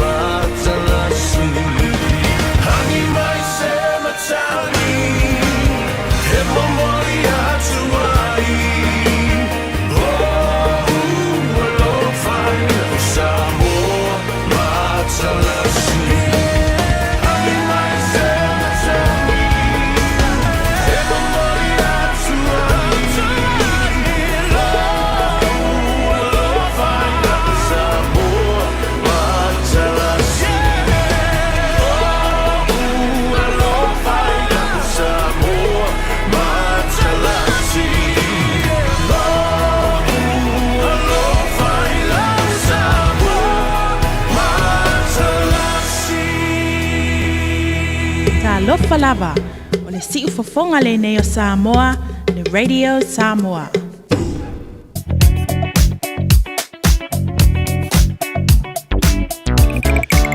Malo le foe ave taavale, ave pasi, ave loli, ave korea, ave umpa, ave no foa afi, makalapu umala o ave vaalele, malo le foe nei tai au fop e a fo i. Fasona pisi ni so vaingo awala nei taimara tai au. Ta tolo malanga mai sisifo sa tausiakia kui waka kotahi poloka mai le highway sifun malbalu pasi mai fenua pai fasolo mai Hobsonville fasolo mai le Lincoln sifun balu sifulono Westgate City Bound Royal Road Lincoln Road tiara 2 poloka na nebanga tai au felolo Rosebank ngai Ponchevelia around Ponchevelia Morningside Western Springs poloka na nebanga tai au ole sifulono na ta tolo malanga mai sifo angal taulanga ya kilani ma na flow le lu sifulu by Fasa House Fulong, I have my lose a full manaya, flow the lay Malitano, Ponchevelia, Mangaya, La Roscoe Lay on a hanger, Seki, Fasolo my lava, Tafolo Maile, Malanga Valley, Lus Fulu A, Manaya, Kapoloka lava, the southbound state highway Lus Fulum, El Passi my Rainbow's End, Fasolo Lincoln, Lus Fulu southbound, and southbound state highway 1, they take on the time how. Poloka fo jatolo malanga by North Shore, my Albany around Rosedale, Silverdale, Wairau Valley, Takapuna, North Coast, Poloka nebang o Taiao, City Bound, Poloka for City Bound State Highway 1, around Istamaki Road on ramp, Highbrook, Tip Top Corner, Mount Wellington, buying a Poloka na, it nebang o Taiao, after Valley, yeah, Malolo on site, Malolo City Sila, Natame o Taiao. Ja, on fau tau lava most tai tula fono lunga wala nei foi time o tai hau. Tos full valu bino tolo talo le tula e valu. Talo fa Samoa.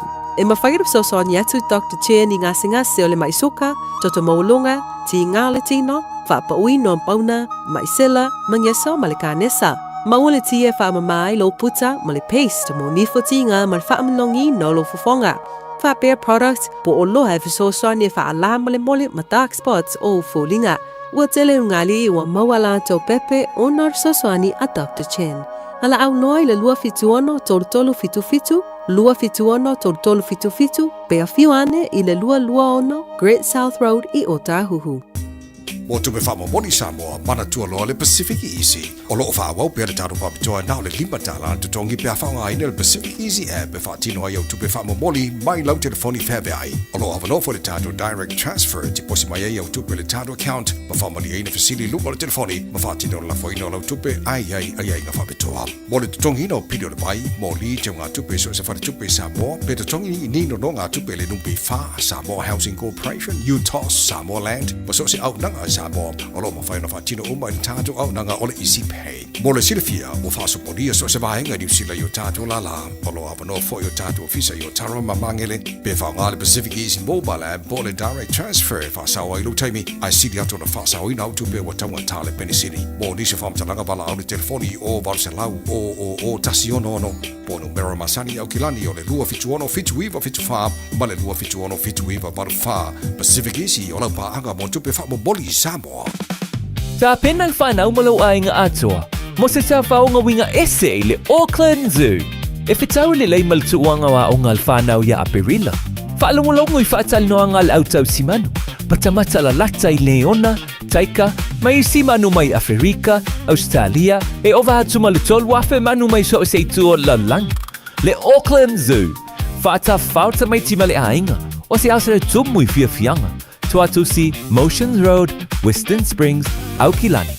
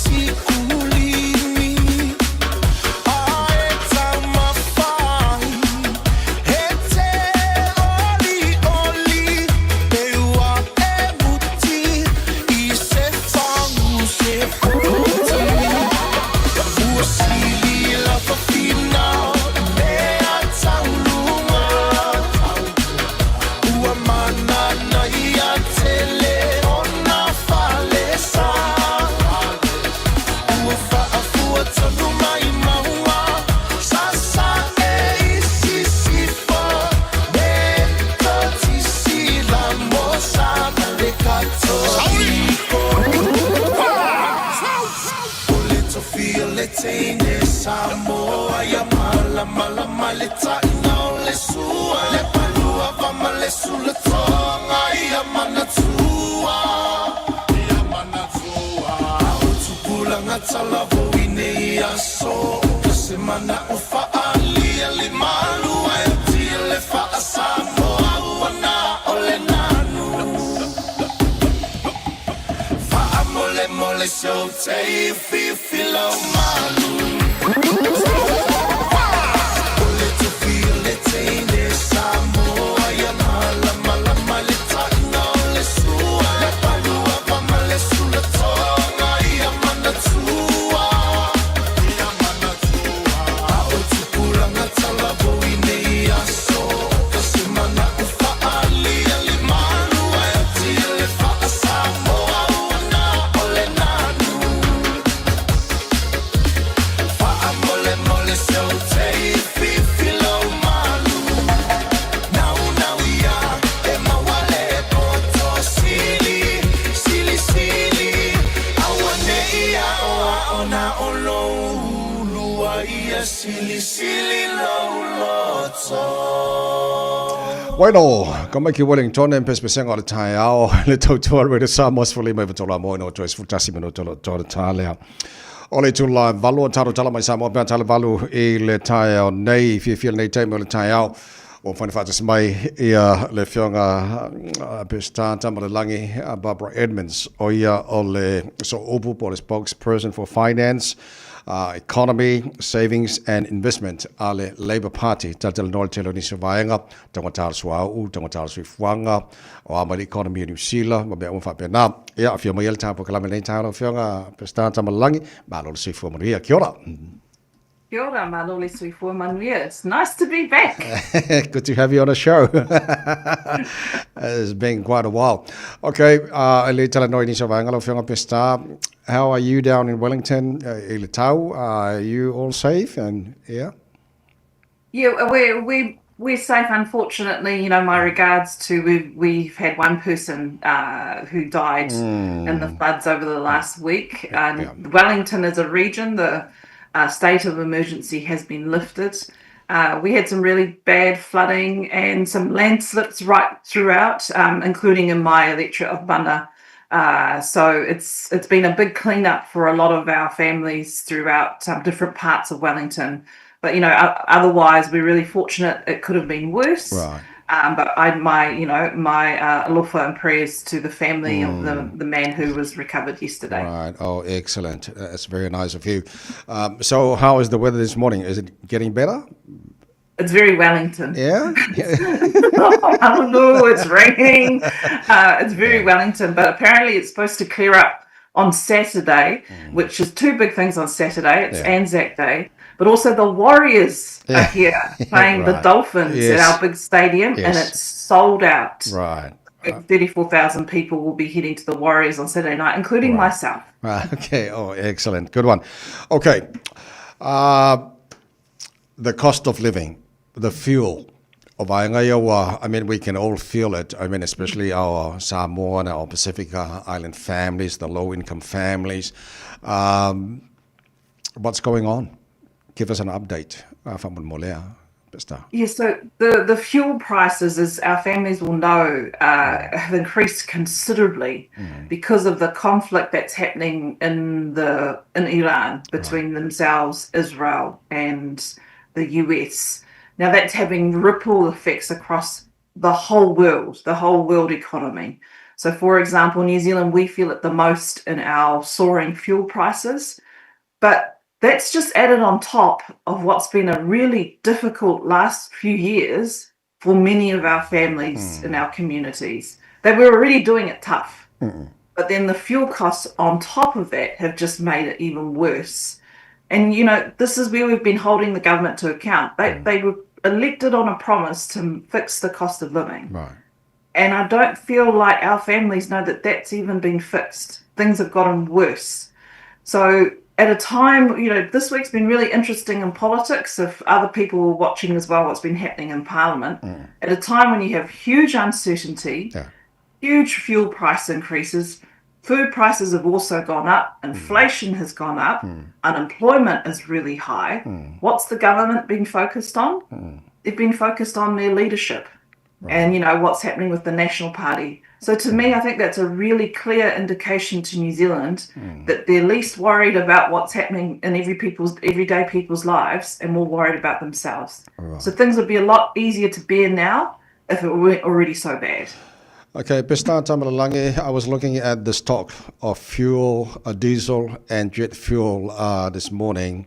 The government keeps saying it's stable, but I look at it, it's declining a little bit.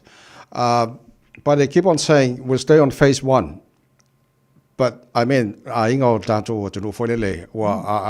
it's very hard for our families. What will you do as a finance person for Labour? If you are in the government at the Labour moment? would do in the same way that we've dealt with other crises is we'd be pulling out all the stops. We'd be looking at every particular decision, making sure, most importantly, there's certainty, so that people can plan. Certainty around fuel supplies as much as possible. Certainty around who's a critical worker, because those different phases the government has set out. One, you're not sure what actually really triggers you moving to those phases. But the second thing is, well, what's the plan when you're in those phases? So who's a critical worker? Will everybody who will be stopped at the petrol station? Who will be allowed to fuel up their car?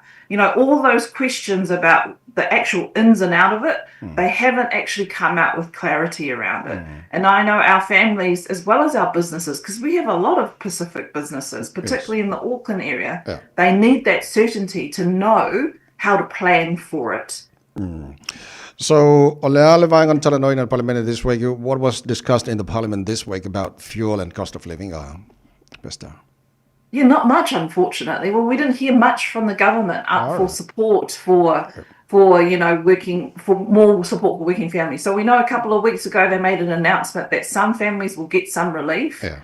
But everybody else is waiting to understand what is there any relief for them? Because it's not just families with children that are suffering with the high fuel prices. It's also our people that don't have children, that do need to get to work, that do run a business, that do depend on shipping things from one end of the country to the other. So there's a lot of impact that's happening, and I'm hearing it particularly in my area of Mana, in some parts of Porirua and parts of Wellington. We're seeing from our food banks, lots of people are going to them because they just can't make ends meet. If you've got to pay for fuel to get you to work, and the cost of that means you've got to cut back on what you eat or what your family can eat, you'll go to a food bank or you'll go to MSD. But our food banks are also saying, hey, we had big demand in the last 2 years. Now we have way more than before, and we're not getting support to feed our community. So this is having really big ripple effects. But the main thing is you need a strong leadership in government. The government needs to be really clear with what the plan is and communicate the plan to communities so that we can plan around our everyday lives. So going back to what you said earlier, Pesta Tamalangi, the government is not doing much at the moment. What will you do? Because I was looking at the One News variant poll at the beginning of the week. If the election was today, Labour will be in the government. That's for sure. So for you as a finance person, or even a finance minister, if the election was yesterday, according to the One News variant poll, what will you do? Manifest it, please. Tell What will you do? What will you do? Yeah, so it comes down to, when there was the last time we had quite a big fuel spike in fuel prices, it was during the Ukraine-Russia war, which is still happening. And that's because there's more demand for that smallest source of fuel. So Labour at the time, we made sure we had all options open. So things that we did at the time was making public transport fares free. So it was free to catch a bus or a train, to get to work, get to school. Other things that we did is we reduced the fuel excise tax, temporarily. We took that off to make it a little bit cheaper for families in order for them to fill up their car. So there are a whole bunch of options that the government could look at. And so they need to be looking at different options and ensuring that they can deliver it for people. Because at the moment, their response is what they call in economics is a sort of price their hope is that with the price going up, less people will want to use fuel, so therefore there's more fuel for other people or for other things. But you and I both know that sometimes if you can't get the bus to work and you need a car or you need to drop it off your children to school or whatever it is, you still need to put gas in the car. So price, and it means you still have to pay for gas. So for Labour, what we would do is we'd make sure all options on the table. We have a good history of dealing with crises. And you look at what we did under Ukraine-Russia war, there were policy options available to us. Okay. I've heard you saying about tax. There has been ongoing discussion about tax fairness in New Zealand. What changes does Labour believe are needed to ensure the tax system is fair and sustainable? So Labour, last year in October, we announced the tax policy we're taking to the election, and that is our sole tax policy.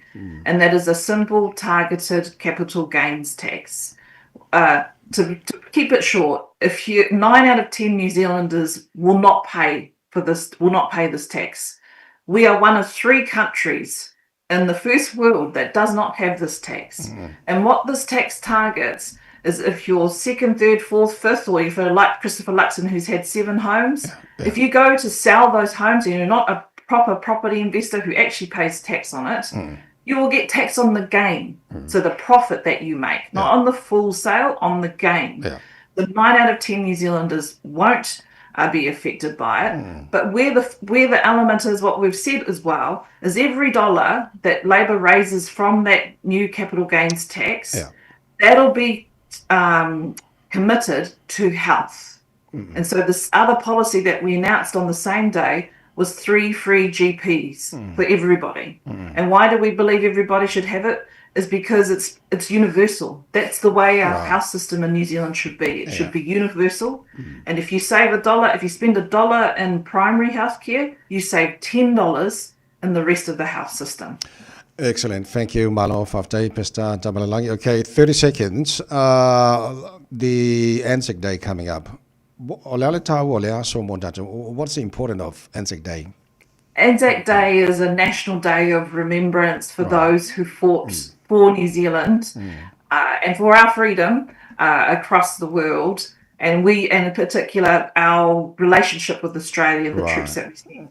But for our Pacific people, we played an important role in this, particularly our Cook Islands, Niue, Fiji, Gilbert Island, Ellis Island families.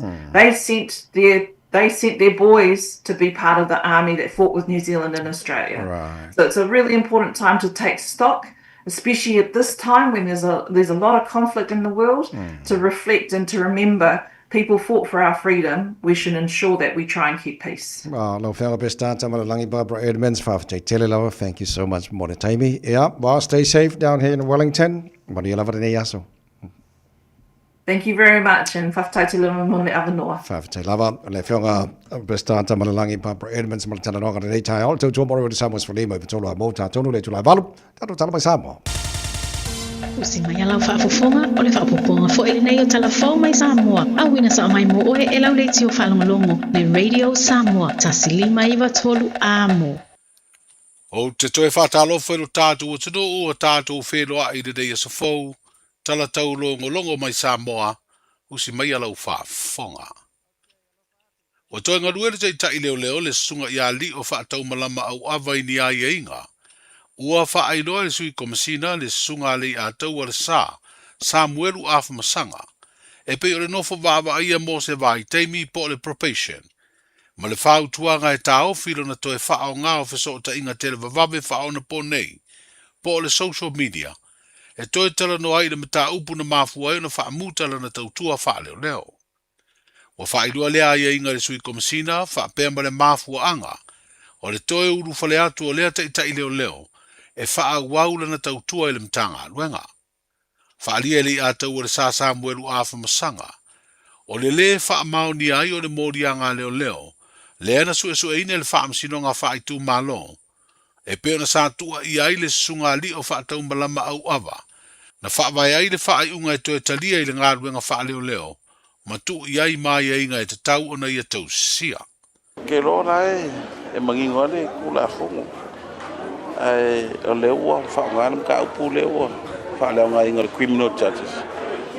Ia koe whawhenga lunga ia, mga ia inga lai, waku iai.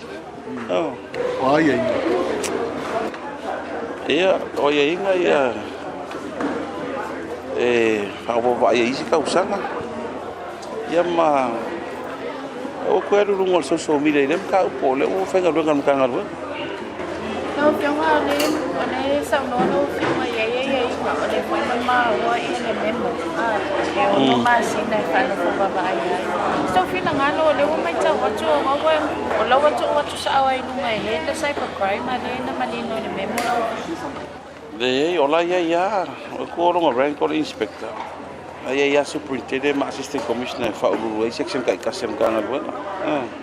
Le sui komisina o mtanga ruenga o leo fa le pui ma le toi fuataina, sunga lei a tau le sa Samuelu afa masanga.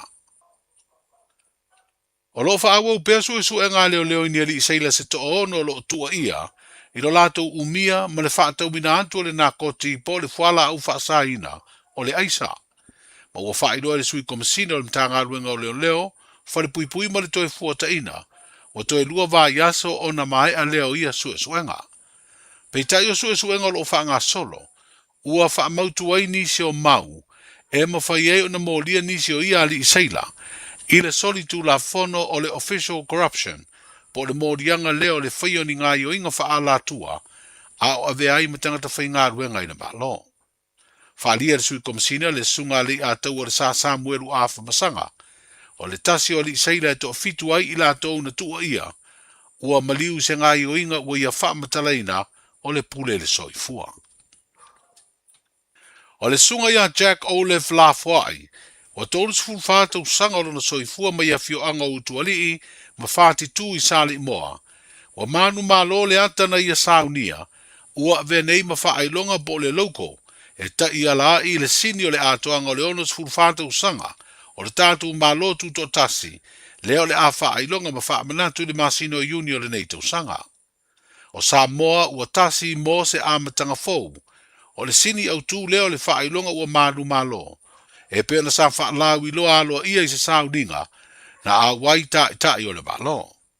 Ai mo le sunga ia Jack Olef Lafwai. O le te mua lea ua a wai se tauwanga. Ua whiriwhiri ai le atana ia saunia. Lea o lo whailo ai le tanga vai po le fu o le tātou malo tu totasi. Ua avea malao le vaa o lo folau. Ai whao popo i ai ma le tānoa paru awa, o le to o ma le fue, ai vali i lanu o le tanga vai, le lanu moana ma le lanu mo. Olef, o le asa o langona ua le sutasi au taua, lea ua manu malo ia le ata fu ina au mai e vea ma sini o tuto tasi ni tausa. Ia, e langona langa fia. E le so vi inga molo ni tangata. Al vi inga na vefoi, le toto matai se siri ese. Haftai foi mo fifile no ne tangata. Ta tonu sa tamu whaelawa nisi ne yuso mene mafin. O e sa taua, o te le whape, na o te man mahalo. Ta tonu man mahalo, mo e te ngā tosa whape, na awa i lea tūlanga. Haftai foi, o le o fifile no ne tangata. A vea ma le sa whape tu se seata. O le tātu whamanatu ina tātu tutotas mo le tausanga. Membo e lau tā leni tu siata? O le teimi nei longa lue te Tony San Studio as a graphic designer. Sa whapea whainga wha a onga me Yukon University. Me le luafe, me le hiva. So, amataria me alawa le matanga luno tinata mai tai kai printing. So I've learned a lot. Te lo experience on onga luenga. So le rasa whapea amo me ia le onga kona fe as a graphic designer. Wala le umina e tu fatisia pena e tu se. For le tuna fatasi te longa mo le konga le whapalaiko. It takes me just only 1.5 days. But o le sike ke ngā koa, it's only probably a week. Mo sike ke usa whapea tausanga i tau this year. The meaning of the photo, where does it come from? What inspired the whole? Well, looking at it, so ki kero ka ko I ko fa Samoa. Like pe wa masa ngora fe ngora sui pani mi. Le tuolanga le ringa le for the local.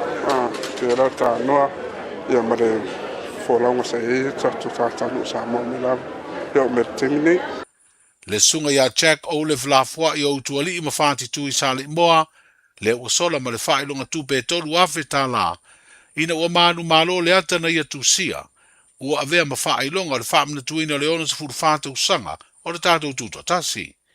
O le tamai ta i sui pāle mia, le fionga muripola ana rosa ale mori o, na saunoa le saunoanga au tū, i le whaalawi loa ina o le ata ua manu malo.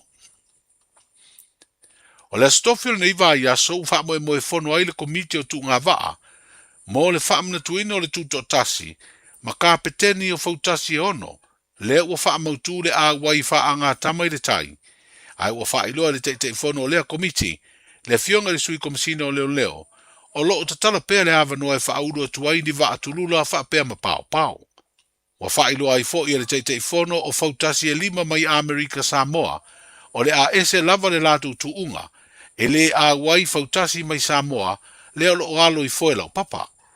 Pe tai o fautasi mai le tūlanga mua le tūlanga toru, o le tuunga o fautasi mai tutuila mamanua, o le alatu saidi le sempini ma fautasi e toru mai Samoa, fautasi ia o lo iai alatu foe spuni, e tau walo ai masa mai Amerika Samoa.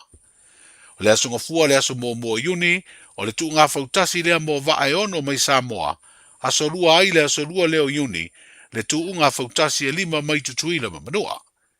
O le aso lulu le aso mulimuri o le tuto tasi, o whaamoe moe whaiai le sa ili ngā sempini, leo le atutu uai fautasi e tolu mai Samoa, ma fautasi fo i e tolu mai tutuila mamanua, e whao ngā ai fo e spuni.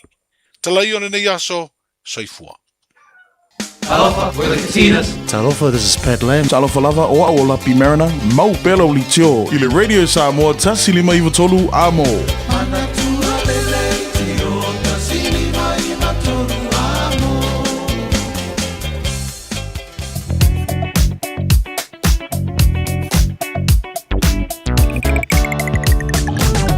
So se vai ngā runga wala nei taimi o le tai au ta vale o le o tātu e fo le taimi pisi o runga wala mori fo nei whanau le aonga nei tai au o le tua lalo ma le whamanatu o le tāra pakalame ma le tai au se alo whangia nei whanau a vel whamo mo tamaiti taimi koro se la wala ma oso na whasa so ina lau ta vale o la wala ele o e se wharu lawe o le ptia mai leo ai o whasa fo na teleni se vai ngā le wala fo ispoloka le nei vai ngā le tai au o le tu maura poloka tātou malanga mai sifo mai lava i o i le sifuluvalu around Hobsonville. Ia link mai lo sifuluvalu sifulono Westgate. Papena fo i Royal Road, Lincoln Road, tiara tu, mai ngā poloka na ne vanga tai au. Pisi de vanga tiara tu anga i Point Chevalier. A le flowa around Point Chevalier and Western Springs. Fa sipoloka na ne vanga tai au. Ia fasolo atu o le on-ramp o le northbound State Highways 1. Ia mo le southbound State Highway 1. Vai ngā poloka na mo tātou lo malanga mai sifo nei taimi o le tai au. Tumana poloka around Rainbow's End, link o le southbound Luas Fulu. Ngā le southbound State Highway 1 nei taimi o le tai au. Poloka le titi Manurewa on-ramp nei vanga le tai au. Whelololo vā Manurewa ngā e Manukau te Irirangi. East Tamaki Road on-ramp, city-bound, Poloka, Highbrook, Tip-Top Corner, Mount Wellington, Poloka. Pasi atu Ellerslie Pen, Rose Fashion Green Lane, Flow, le leise e pai o taulanga o Kilani. E leise wha blawe o lift jamai lo leo nei taimo o tai au. Au ta vale, droi wha manatu i ati oi wha mole. Ma ai vai ngolo kolosia nei whanau au so on wha so ina lau ta vale. Mai atu bao songa le mbona nei fo i tai au fo. Radio Samoa Tasilima i batolu Radio Samoa Tasilima i batolu amo.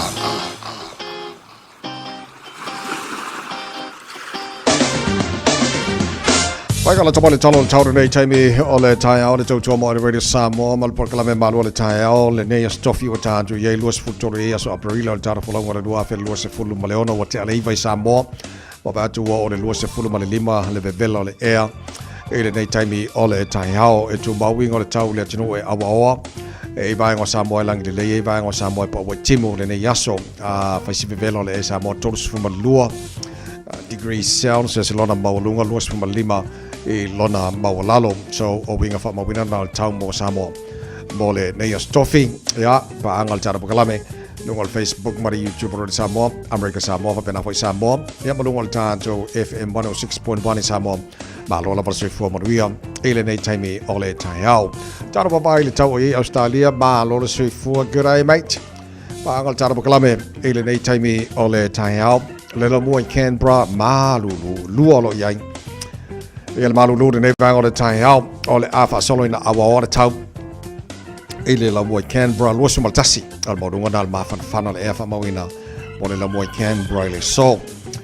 Fa felo in fatalo fa le mbalo le tno so se vaingo Melbourne ma lo la borsi fu manuia to te le apa nga fatalo fa mai le tai ma le tai aus fu lo ile madulu ile nei vaingo le tai au ole fa solo su surmate con fiele line le so de vela la yo le e lo fu no maudunga le vela le e mo Melbourne ile nei stoffi fatalo fa le mbalo le tno so se vaingo sini Australia fu fa o ile malulu nei vaingo le tai au winga fa mawino le tau mo sini Australia le amatele na awa e vol temi langi le tau luas futolo malunga na le vela le fa mawina mosini ele nei fo yaso Brisbane furono lo ele malu le ere nei vanga le tai au o winga fa mawina le tau mo Brisbane fa sona awa lang le ni so taimi luas mo le ono malunga na le vela le fa mawina mo Brisbane ele nei fo yaso forward to lia Perth Australia for vivo ele malu le ere nei taimi le tai au fa mai la ba tau le fa solo ina awa pa utimu nei le tai au lo sutasi morungan mafan fana fa mawina mo Perth Australia el tele na ba Australia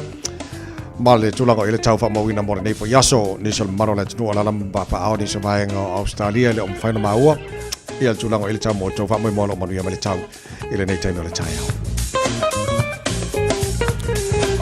Sebal jalol tau no fonga fa salongo radio Samoa tama ki makaura wa kilani valolo ia ile malu lu le nei vango le tai au va tu mana so sulo le la nei taimi le tai fo tu mawinga awa malangi le leo le tau se bangarani se vaenga pa o timu e le fasolo tu le afia na nei ma le pona nei sfurono tu maulunga le malu le efa mawina mo kilani ne yaso e vai lona mawalalo tai pe aulia tu sa le malu nei ma tai sfurono lona maulunga fasolo foi na awa lang le tau e le aso tai al pango tu le stona ma nei le langi leo le stona ma nei foi tau ma fan mo le es for viva lona maulunga fasolo foi ina awa lang le sa apena po lang le leile aso fua so lua so lulu o na vai aso lumana iatu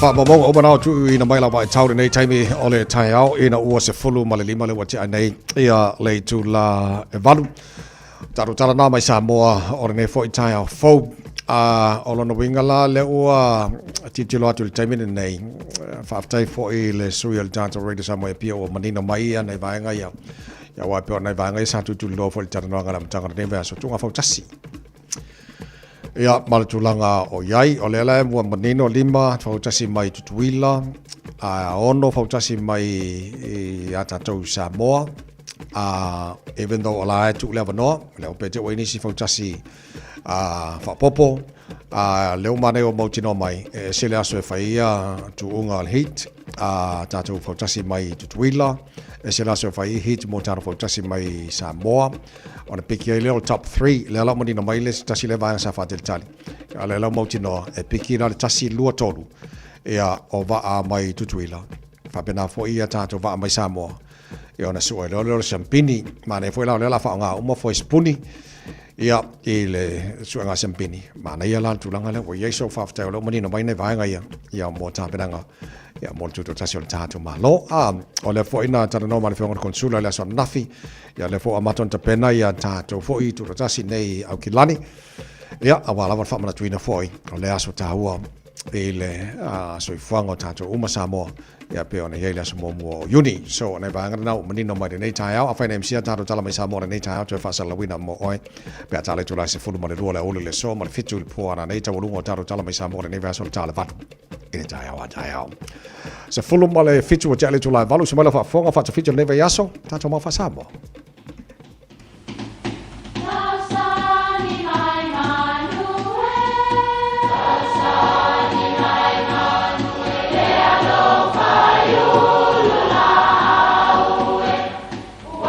E o whanga manu i ululu o la au, awa e whawhanga i funga o la au.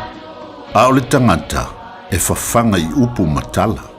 O le mawhileo o alanga upu mamuanga ngana Samoa maona whaapongai e a fua ilo na sio mianga. O lona lea sao i le whaatufunganga o le iloa wha le aso, mai le tautua se ia o ina pule. O alanga upu mamuanga ngana, ua lanto mamanuina le tō whamanino a Samoa, mana tua foi, e tāo fitau muli le atunu. Ua sasaa i le tai le upenga o pili.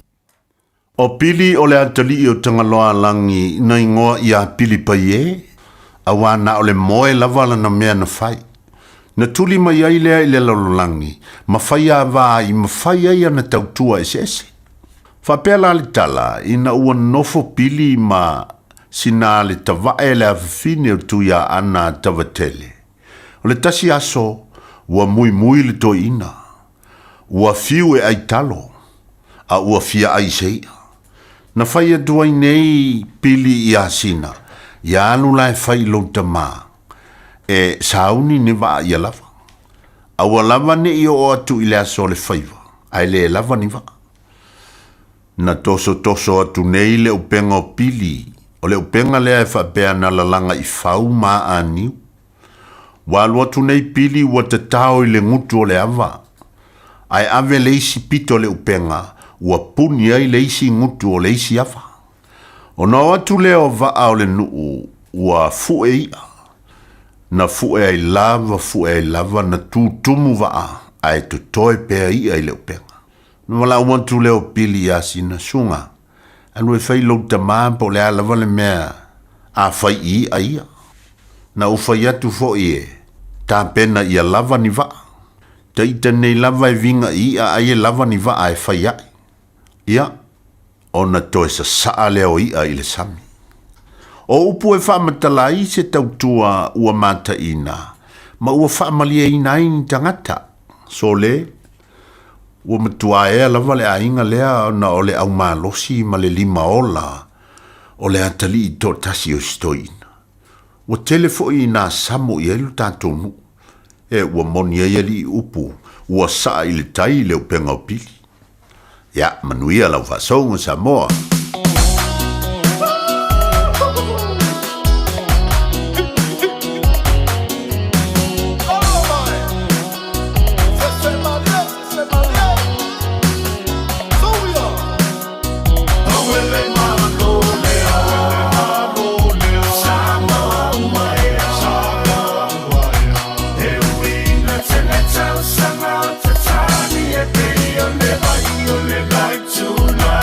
Some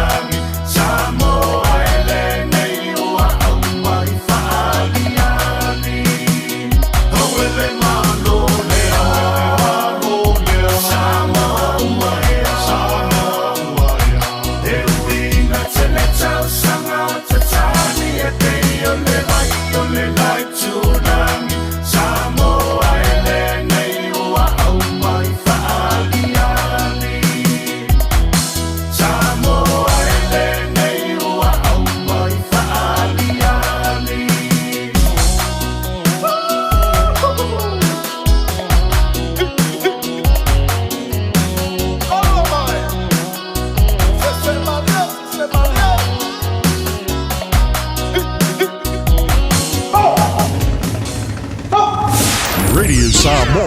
Tasilima Ivatolu Amo. Our team is made up of many Pacific cultures, with hundreds of others just like you, to support thousands of Pacific Islands, so future generations can thrive. Join a team you can count on. Search Navy, Army, or Air Force careers. Ashik Homes Limited. Wala taimi mua moala nei o mawhai ai ona rent to buy. E yeisau kiwi save money nei e talafu. E mawhai ona mātou fisosoani. O le finance e mawhai ona amata mai I le 5% le deposit. Whaatau sao mai I lātou e whausia whale. Whaingo fie mawawe. Ashik Homes Limited. Whafsotai mai loa shamaima I le olua tasi lua fitu o valuli maiva. Olua tasi lua fitu o valuli maiva. Ashik Homes Limited. Amata ile aso mo se tae au manuia. O ti ngana uniform. Whawape nei loi le Papa Toe Toe Dental. Ma whaongalau Community Services Card. E se iai lau nifo I le nao le fase fulu tā la. E whaia foi nifo auroi whaai ila ai lau smile. Susu mai pe wala au mai I le Papa Toe Toe Dental I le lua fitu valu whawalu tolu o le tua tusi tolu fitu lima Great South Road Papa Toe Toe. Papa Toe Toe Dental Smile. O le kawashoa o lau kamufani inisiua e tautua mo oe ma e pele ia te oe. O la mātau au aunanga ua iai a li matamaitai ua uma o nā o tauina e ngā lulue whaatasi ma so o tau au ma oe ma lau ainga ma so o se whaala putoputonga. Mātau te fitosoani e whautua ina oe ma lau whiliwhilinga te tau I teimi o whaafi tauli. Au aunanga e whaatuatua ina mo oe ma lau ainga I so se teimi. Cover Shore, here for you every step of the way.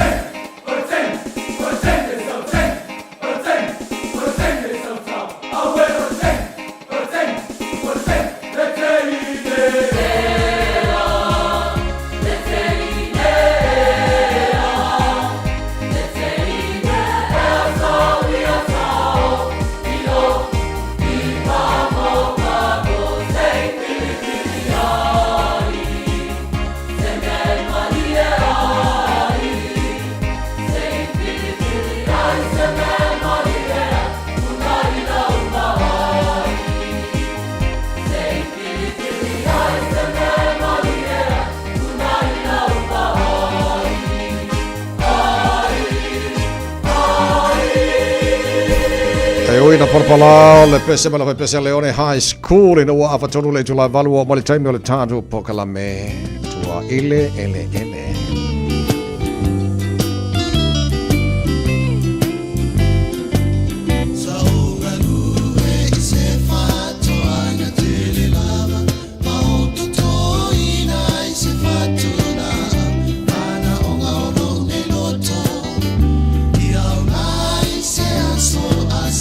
Patalo faltar pokalame tua ele au fai fatoanga tato umai fie to tole la au to tole fatu ole la au ia fua mai ata au e tua ia tatou ele nei vai taimi ole taunga ta ole soi fuanga songa to epa repena kovati maltaro pokalame nei ta au to epa alo se fomaria Atala hotu la sunga ta vai malta to fis fa salau fa tala hotu fo maru la fa fa le ta ya yon tu lang fa lu peina fa malo se fo mo malangi ma go maru lu mo hoilas ai sa oso le wa ba la mtanga level otum lu tato ya ali o le winter so ya tala no le maru lu wo mai sa tele na fa manato pokalame ta pena le sa soltino fita na tau fa mai o maru lu na tonu lava o tele lava me te tu o tino o le telefona o le lava no e pui ai o mo fulu mo te ris fa ma sa le ta te fieta le no nei le tai ao o e sa nga susu o lo fa nga ine to te lo tato Pastai o ni susu nga o te lo point fa mai tatu inu susu ale mai susu fa mai susu nga fo mo la tamai nei fa mai o mo le mau ele susu mo tangata eu foi me ele não se mais susu pe ole pata ole sisi mo le yogurt mo le margarine e fa mai ele mo lo tino fa mai o me ai não se mais susu mo ai me ona ta toxin fa mai me ona le ma fo canesa toxin so le fa mai mo tamai povi o ti sai na vale tu tamai povi ele susu mo tamai povi ele tarata o tu ai nga me ai fa pena le va ve ona ma fu na osul ha ma canesa a fa yo le va ve no so il tino tamai povi fa pena fo me la so le ma fu na ia fa ma canesa no mai na ti sai na vale tu le susu tamai povi mo le tamai povi ale tarata wa ala po lo tamai povi ele to tango inu su povi ala ma lo sian po nai o le mineral o calcium le mo mele ele su povi e ma lo si le ma lo si tino po nai vitanga e mo ma foi fala o la fala wa o ensa ping so pe ku si la lu si fala o le mo mo kane so pele te fitango inu su povi yo fala o kapisi o pek choi so to nga kapisi lava o le turnip o le tofu wa el melo tofu a to ma ya kama senga ya pa pe coloca pa kama kama i mal kale o le sile vegetable ka o le kale ka sile fala o le kale pui le carne o le kale kale ya le lettuce o sesame seed broccoli cucumber o le caroti cauliflower o le moli soya bean flaxseed o le ia fua moa me ma ano man me nga mo le calcium se pe ale mga ko ing su po e mo fala una ata to ma fale o me ola o le povi amatura o povi ele to ing su po to le su po e o fera le fani o le taika leona e ele ing su povi ala e ma lo si la to po nai okay o su povi o la fo e ma lo si o manuna la foi malo solo la tu por nai via ele to fe no sur povia o le sili la pe fa fe ona malo solo la tu por nai o le tali o le mo mai va o le mo mineral o calcium va mo la o le ai foi ia manuna ai malo solo por nai mai e mantua o susu nei inga osi mai fala o le osi mai susu nei o soya milk mo le vita soya ma tu susu na le tu mana inu susu po o soya milk mo le vita soy inga osi mai la o soya bean na mo repete luta la vols fulu mo se nei le lita kas ia ma tu o pata le na mo mai ele fai mai susu po le olive spread o mataringa ka olive spread nga pa le mana fa ko se pak ia o fa mtalanga na fa ma lisi me nga ma lo se pona o le exercise to nga fa le exercise right o savari ma fa yo exercise fa yo sit up ma arm swing ma sen fam dat yeah ma ula moto fa mtalala moto Okay, so ya langa o le to telo la tino u ya mes fo nai fa na fo le lo le fa nga le swa su sol po via wa e fo le telo le si swa su le mo fo le o su sol oti pe o telo recommend fo le si va nga na fo le ele na ka ko wa man to fo o ma fa ma ngal ka ni a fa sa ni su nga lo fam tala lo vinga ma fo nga le to tele ta o ka ni so no fa mai pito tele no maltasio ti trata in New Zealand okay so be fa pela mo io a me sia la to ai su o le sisi in ai sisi mo in su so pula la ta to pelo fitilin alo fa ta la tu be le la o le mo ele ngo si mal su so yo milk mal vai ta so okay mara le ale nga le moli ia le moli ia sisi ni le moli le moli mandarin ma moli singa ma moli la pok o le mo to anga e to ma fa moli so ni pu mai o fulu le kele vitamin C mo ne foi mo le calcium mo lo po na biolotin ia mai fa mai o pa moli i tango a fo lo po moli tango fa mango lo nga mu pe avela lo ku ko to ni tonu le pa moli fa mango pe fa la fo le la ma mangoro ta lo le fati na tu le ton se fango se wa mai e nga fa ilo puti toni nga pa moli tono le puti i pa le sela ki pus kofe fa nga pa nga fa ilo moli e ton fa ilo ku kaia fa le lo ia ton e ton fa na fo stir fry e pe ave con lo ko le se mo lo ko pai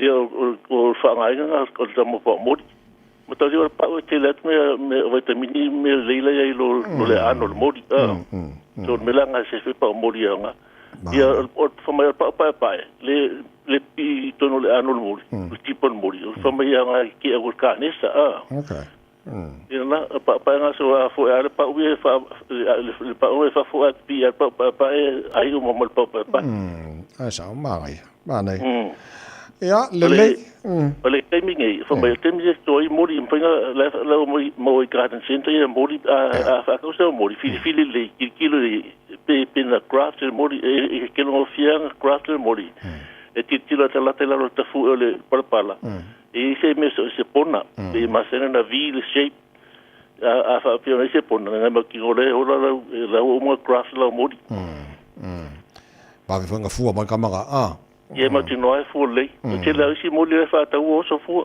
okay no ma lo fa tai mo le te foi ne va nga ta wo ne ta ya e se ma nga fa mo ta por la me ia man tu o fa na tu ta fa pa se te ma to le o si fu la e o ale va le fa me nga la mo e to no fa la so a fa ali ma fa po le va o fa te le va fa fu me o tu lo ti no la so ta si o te le tele o le fu na Okay, ma lo fa tai mo ta por la me nei ta mo ia fa va nei so ia fa tai fa so fo ia la so nga jola por pena ko bati pa jar por la me tu ile le te jo mo re sa mo fa li mai to la mo no to lo su ta si me no to lo to ta le tu live mai ma tu mo ta jo mo sa te pena to mai ji ta ya mo mo ni la o nga ta si le to to mai ji la o nga nei ta ya pe se na mo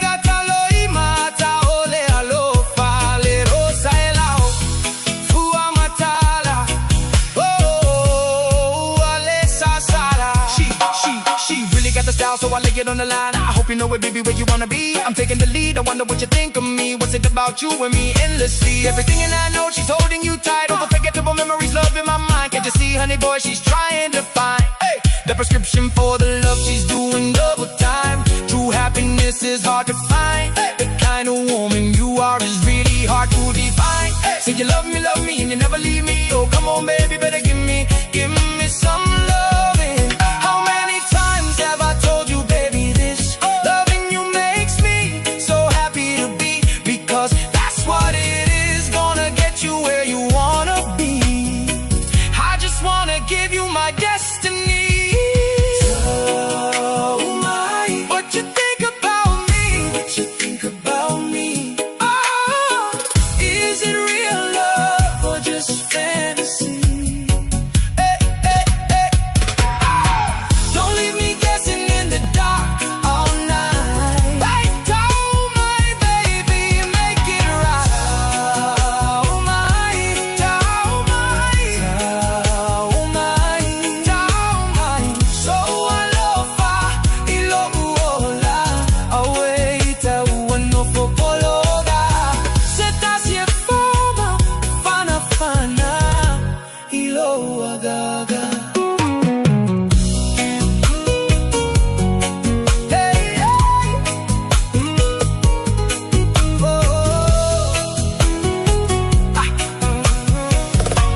Ilo agaga.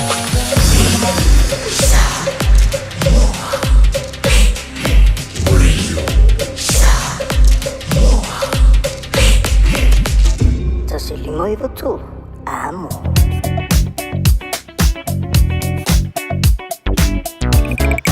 Malola ba beta vale lon sai malole fato toy lunga la wala all the time to the Spotify manu la wala nei foi tai au lo ye lava buying highways a lot for local nei time tai au to Mount Poloka around Rainbow's End southbound of State Highway Lucy Fulu la mana flow le mala vale le lusu ala PCLF flow wa to Mount Poloka Manarewa on Ram City bound State Highway 1 for Penafo around Mount Wellington Poloka for the Nevang of the town city bound on Fuluono malanga by C4 around Point Javelia and Morningside Western Springs or to Mount Poloka for Penafo malanga by North Shore around Rosedale on Silverdale or Penafo Wairau Valley in Takapuna North Coast to Mount Poloka le malanga ile taulanga for city bound northern motorway and Nevang of the town. Jadi na baenga ia Malaysia baenga wala alo Facebook ka ne baenga tayau al tabale from Latu Masani ale Radio Samoa saunga le mo oil of afoina tabale saunga le mo pasese lo tono tabale lo e afoina mar saunga le mo o tabale fe o so baenga wala la ilo fe malanga igora ne yaso o lo o io o Josephine Fabio jolo jolo tale o le tula igora balo le tino fa fo mai tono fa fainga wenga pese le mo e vania tolo Morning boss. Chief. Hey, g'day boss. Morning doctor. Good morning, eh? How's your morning? Check you some. Marorusu para. Hola boss. Hello man. How are you Koro? Good morning. Boys, make sure you're kind to each other. Enjoy your day, and if you have any problems, don't hesitate to talk to me. And no more I kai lafo, okay? Okay? I'ma taste it all sanga on the tattoo I've only. Talusi on the wing, I'ma say see ne ilove. Fai mal fai ting, a lui mal fai total. On the fat to see my manuia me uma. I fight with my pass in the two mata. I used to boss if you money me your matter. I want if I mango kolokila no le time sa ope over my lope I le bali o lo mana o tikile sope ane ai sana lifi fo to ya anko pe afisi fi e eli ma fo I la ulani si ma o tu fa samo ale o ingilisi let's go ta fai fa mano lo si chopili le ya so awal fa ai ito Sofia how you mo ile ninga lo na no vi inga how tato ta fai fa mano lo si chopili le ya so awal fa ai ito Sofia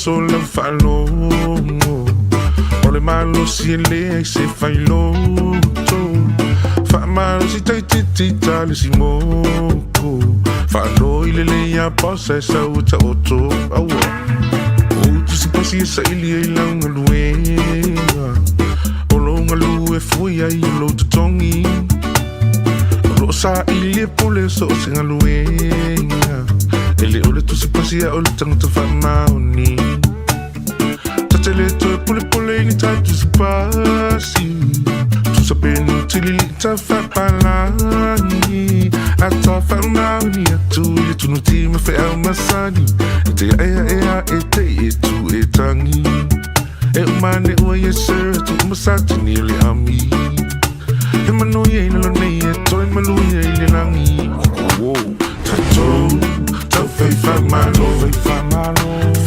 lo si to bile ne so o fa ai to sofia o ile nei ngalo so no ringa tato to fe fa malo lo si to bile ne so I will fa ai to sofia Mano fifian yo la mai ano afai we yo no tongi sele no ngalu mal fa mauni fa te ala ton la on fai le fu anga ma bana tu samoi la fa so mo se fa moli fai lo si ma sani male oli toi tu foi mana vai so ili loli I say yo foi la ile asotongi fa tata fa ma fa ya la mai fu samsongi I want to ai ina ne se oli e se tu se apu fa ali mai pa umoli mawalo la ngaluenga ko nga ikakalo loko mawalalo awai ki chiki e fa alo ko nga ifsili ma va vela wa awai ki popole fu o ise me au fa ngaluenga lai le van le o lai lo mai o le ngai ke pase e nga ise le so nga lo pase ya o le mo le fa lo tax ai le mo pepa ai su mai e relax wa ka nga pase me malo lo pe so ship I would get the foul vai oi ituli le usu mai tayao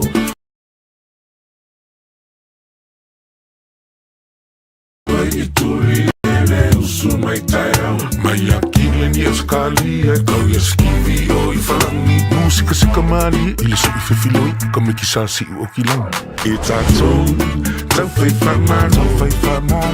famano lo si tobile ne ya so I will fa ai to safia mo ile ningalo so no ringa tau fai tato to fai famano lo si tobile ne ya so I will fa ai to safia mano fifia fa ai ta o e sei ia e ono sa i teisi o ala le lo tama wala lo malu I fale malu fafo au fainga lo inga fea lo fani mata utile na kamupani e amu ile na pule siri ele so ona fire sei se amu ile na pule siri ele tai fica e sei Radio Samoa se furulima hiva tolu amo male tau tomo nei foi tai a fo mane suru le la au ki la nei awa maru do mo ia sole a so inga le kau sore ka fe fa fianga o tai a mai a mauto tasi as wow yori tana le malai o le feeling a malo si fo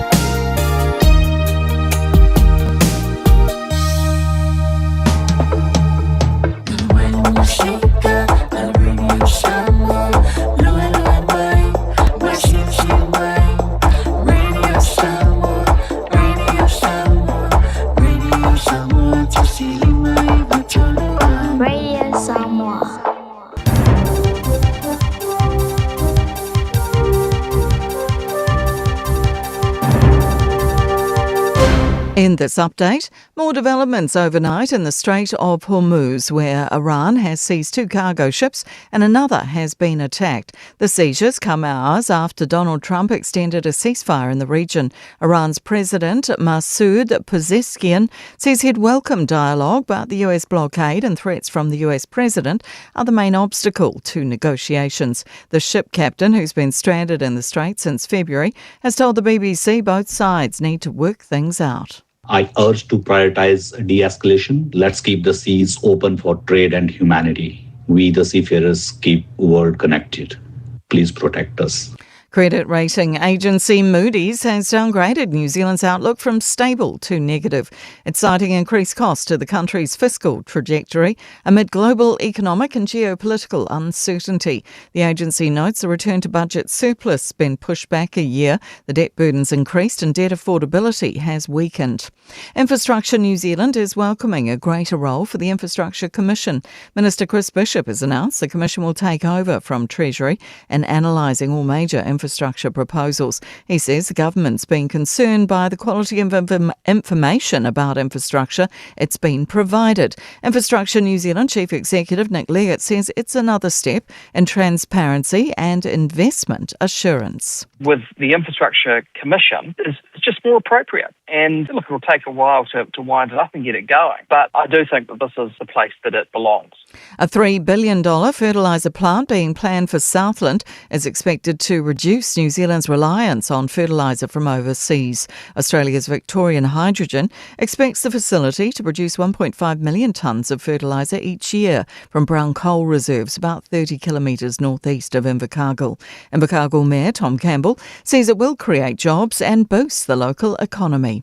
That's news. In sport, Warriors prop Jackson Fords fended off any individual plaudits despite praise for his start to the NRL League season. The 28-year-old currently leads the Dally M leaderboard through 7 rounds with an average of 182 running metres a game. He also tops the Warriors charts for carries and tackles. Fords told NZME's Big League podcast he's a product of the environment. Everyone's in pretty good form, so it makes my job a lot easier when, you got Barney, Fish, Dimitri, even the back rowers, finding speed. So I just get on the back of them.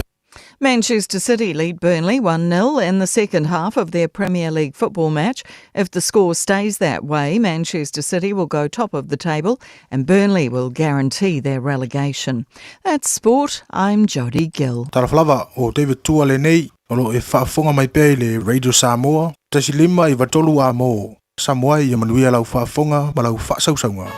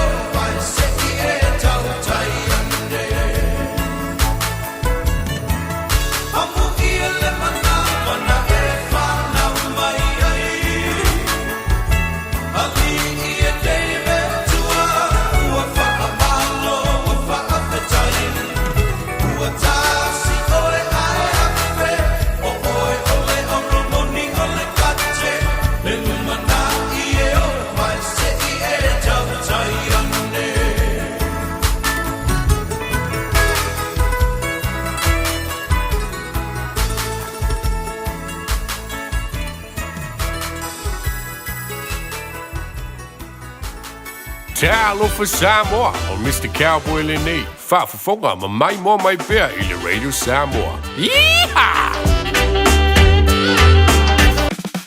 Tā penang whanau malau ai ngā atua. Mo se tā whaonga winga ese i le Auckland Zoo. E whetau le lei maltuanga wa o ngal whanau ia Aperila. Whaalongolongo i whaatal noa ngal autau simanu. Patamata la lata i Leona, Taika, mai simanu mai Afrika, Australia, e ova hatu malutol wafe manu mai so se tuo lalang. Le Auckland Zoo. Whaata whauta mai tima le ainga. O se asa le tumu i fia fianga. Tuatu si Motions Road, Western Springs, Aukilani. Aukilani i saute. O sa ili se sa mo oe malo ainga. O le Enterprise Model Group manukau o lau fale ta vale wha moe moina. O tele ta vale matango fie filfili mai ai. Tele le fisosoani o lau whai ngā luenga mo oe. Mo se ta vale talafia ngai. Su mai i le 5 Grey South Road i nei manukau. Asias fo i le upenga ta whailangi enterprisecars.co.nz. Pe wala au mai i le oval selau 5 lua tolu wha. Enterprise Model Group manukau. Sa ili, filifili, ma ave loa lau tāwani. Talo falava, o nei le nei mai le MSL training. A whai e te whia o ao i tō mai whai kofe, whai loa i matangata fōu, ma whau sia lolo to tele e a matai se ngā luenga fōu i se whale kofe, po se whale ainga, les tala nei loa i la mātou Food and Beverage Skills course, le e a mata i le masina o me. E se 15 vai aso le umi, ma a whai e te anga waa e le ai se tutongi. Mātou te mālama lama e whainga tale toi fōi ia o a onga, a o MSL o se a onga i peilawa o se a inga, ma o loo iai whaia a onga e lango ina o i taimi uma. Wala au mai nei loa, i le ovalu se lau, lua wha tolu walu. O lolu manai e a mata i nei. Le Shine Dental, lau whale wha inifo wha moe moeina. Lātou te whaia fōwha talanoa ngō unifo, i aso lulu tai tasi. Tele e wala e me whai ona tutongi ai lau tong fitinga. A whio mai loa i le 5 Great South Road manukau, pēwili mai le 2 ono onu wha, 2 ono onu wha. Mo le Shine Dental, e ia inga whapito. Tā lofa lava, o le siu fofonga le nei o Samoa, le Radio Samoa.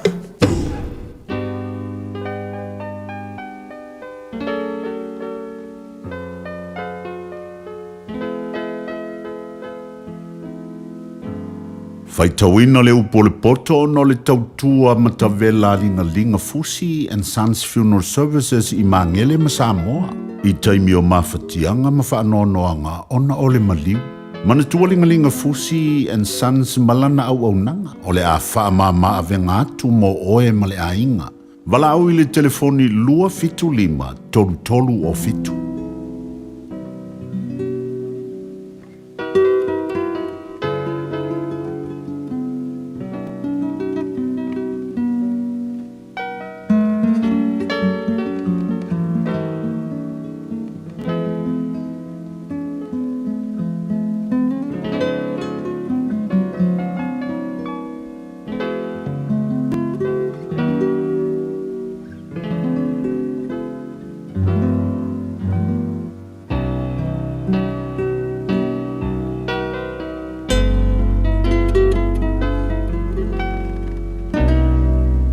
Tolo na mta upo e lua se fulu ma le tolu.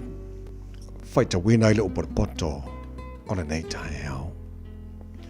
A fai lua tena nofo ma se li e tau mawhase awa. Se ia e matua ma fau I mea wai o luma. Ma e tu atu se polo I lo ua. Pe a fai e tangata ai tele. Awa te nau ia na mea suomali e. Awa o mea ai pe pelo lava ia. Awa te ngalue whaapopua ngā ia mau olo ai. Tu ia lo lava taofi.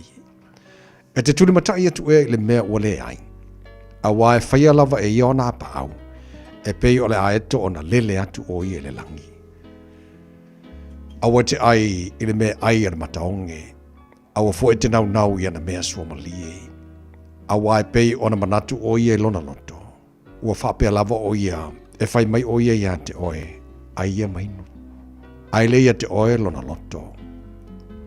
E te toi pua I maile whasi mea wa umona ai. Ma e wha mau au upu mali e. Awa tau talatu te linga o le vale.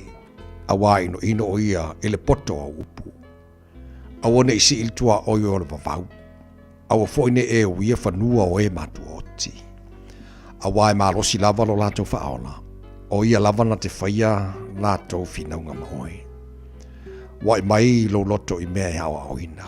Mau talinga i upu e poto ai. Awa ne i tau fia le awa inga re tama. Awa a whai te sasa ia te ie se la au. E le oti o ia. E te sasa ia te ie se la au.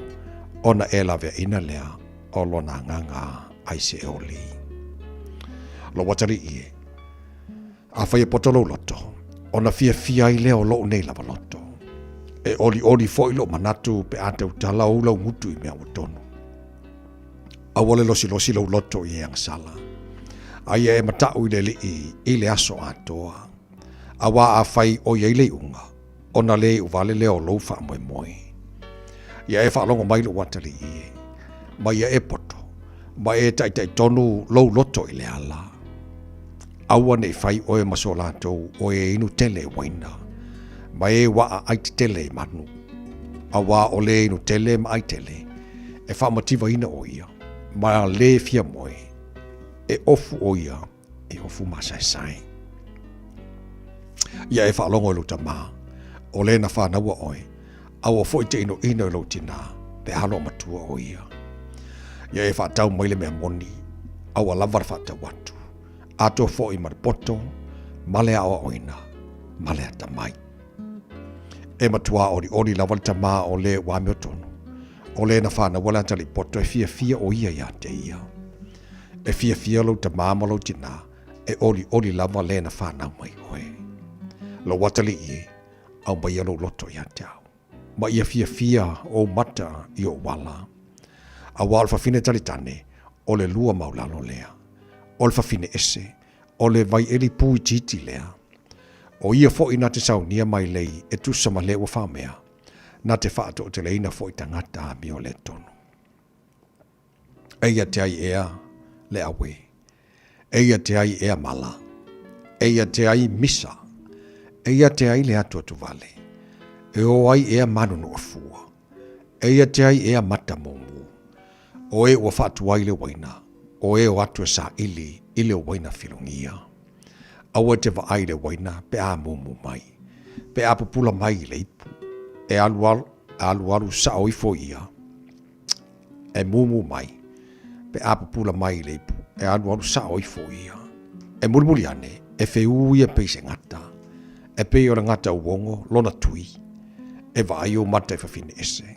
E tau tala fo ilo loto. E mea whapio pio. E tusa lava oe ma leo te oto i te tono o le sami.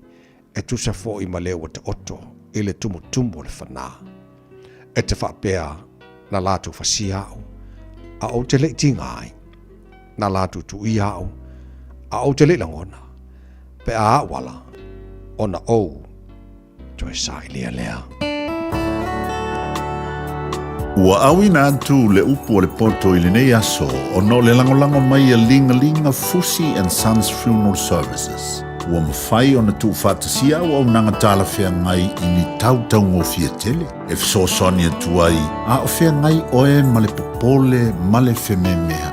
E mori whātasia atu ai ma wha mai senga, ma wha mawhana whananga mai a linga Fusi and Sons mo a inga uma o Samoa ua whea le maliu ma le oti. Walau mai loa ia lingalinga Philip Fusi lingalinga. To ia whaapo lingalinga, to ngia si ulavea, pesusu mai i le luas fulwalu Canning Crescent i Mangele.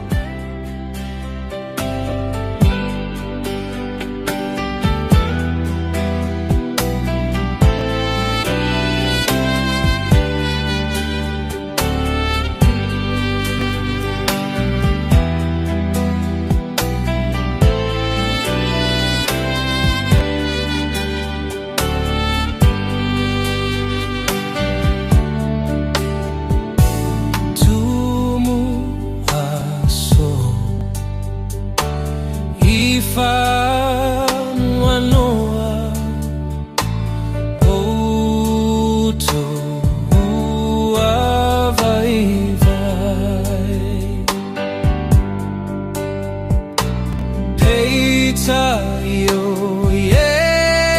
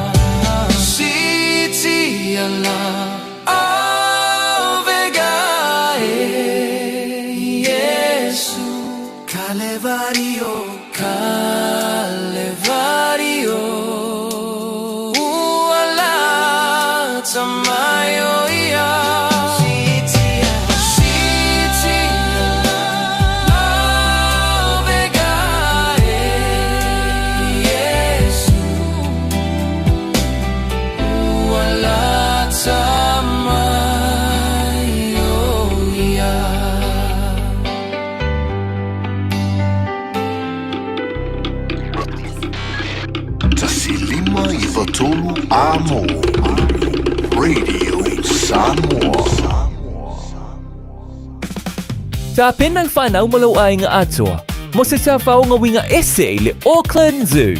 E whetau le lei maltu uanga wa o ngal whanau ia Aperila. Whaalongolongo I whaatal noa ngal autau simanu, patamata la lata I Leona, Taika, mai simanu mai Afrika, Australia, e ova hatu malutol wafe manu mai so se tuo lalang. Le Auckland Zoo, whaata whauta mai timale ainga, o se asere tumu I fia fianga. Tuatusi, Motions Road, Western Springs, Aukilani.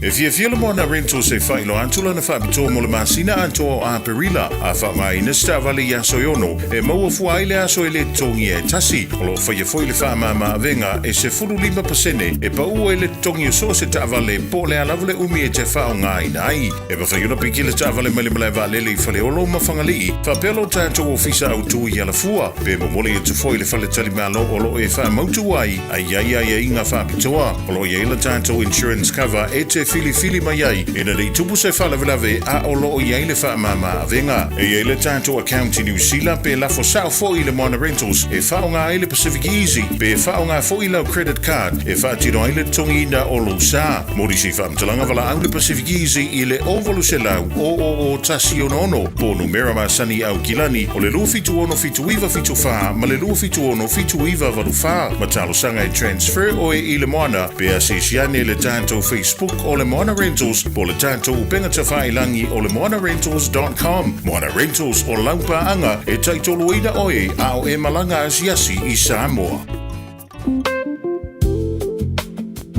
Le VS Dental. O mo mienu ni fufa pia mama papa. A hua loa e tino fuai. E athe valu se lawi waiva le se te taini fu atoa. Ioe, tele mai isi whapitoa. Veli mai loa le VS Dental i re o lua lua o ono o. O lua lua o ono o. O e fufu e whaatau ese lo fale. E te manao sta ngate whaanongo ia oe, tau tua mo oe, ma malama i laungangana. Vala au mai loa le malu mawhatau Bob le malu. I le o lua lua, tolu ono o, lima lua iwa fitu. O lua lua, tolu ono o, lima lua iwa fitu. Talo palau veonga le malu, malo ngā lue, whaaftai ua toe, whaafonga mai ua, whaawina fo le tautua le tamani o le tanu, sa ili se whane mo oe, na ua fo inatu lan tautua mo oe. Ia, tautua mo le Samoas for lima iwa tolu a mo. Ia, tātou uma nei mātua, ma tātou sa pisi ala kai au tapena tamaiti ea, ua mo se kaini relax ai. Ia, whawewela lai, ia kofe mar koko sa mo, pese lea mo oe mare peni, no tia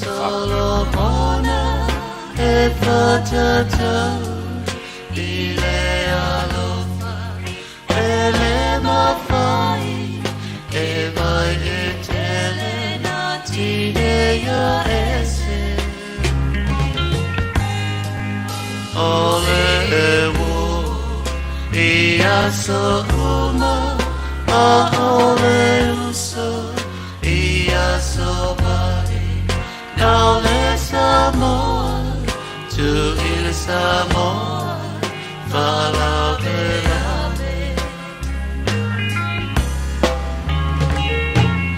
I follow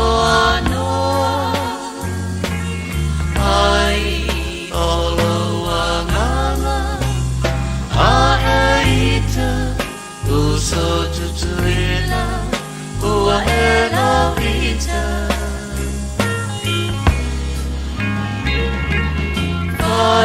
mai o samo isi sipo e mativa ai nalo ya oe lava mai fado maina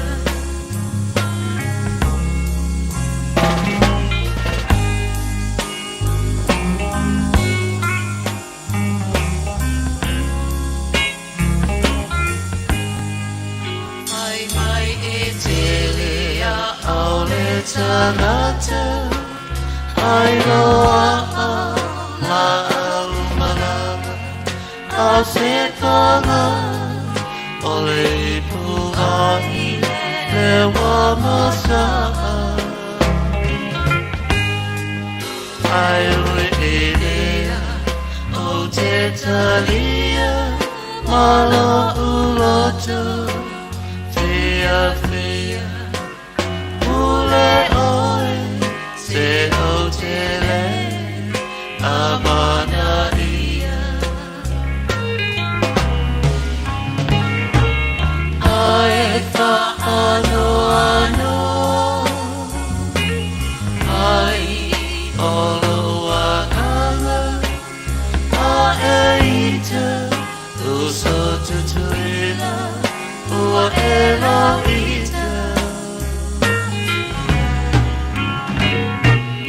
Ai mai o Samoa isi sipo e mativa ai lalo ya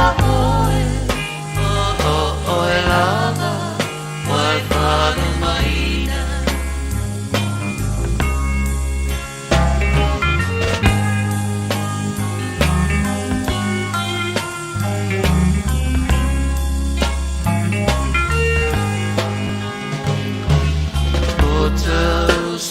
Samoa, say tell to another, see a taino, ai mata, e a felele, e mai moa, e malo si mai le atua, all the time a poto, e fua. E tau walea ai o matua Ai wha ano ai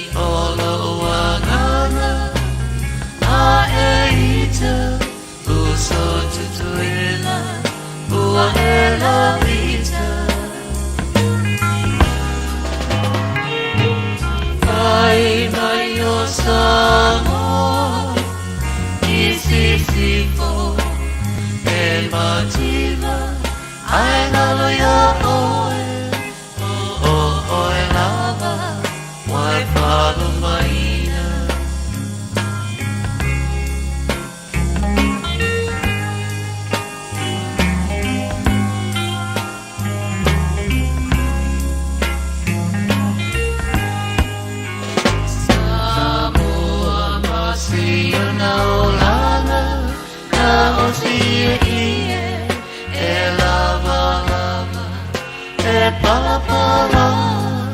Oi mea e whai ia nā tawafa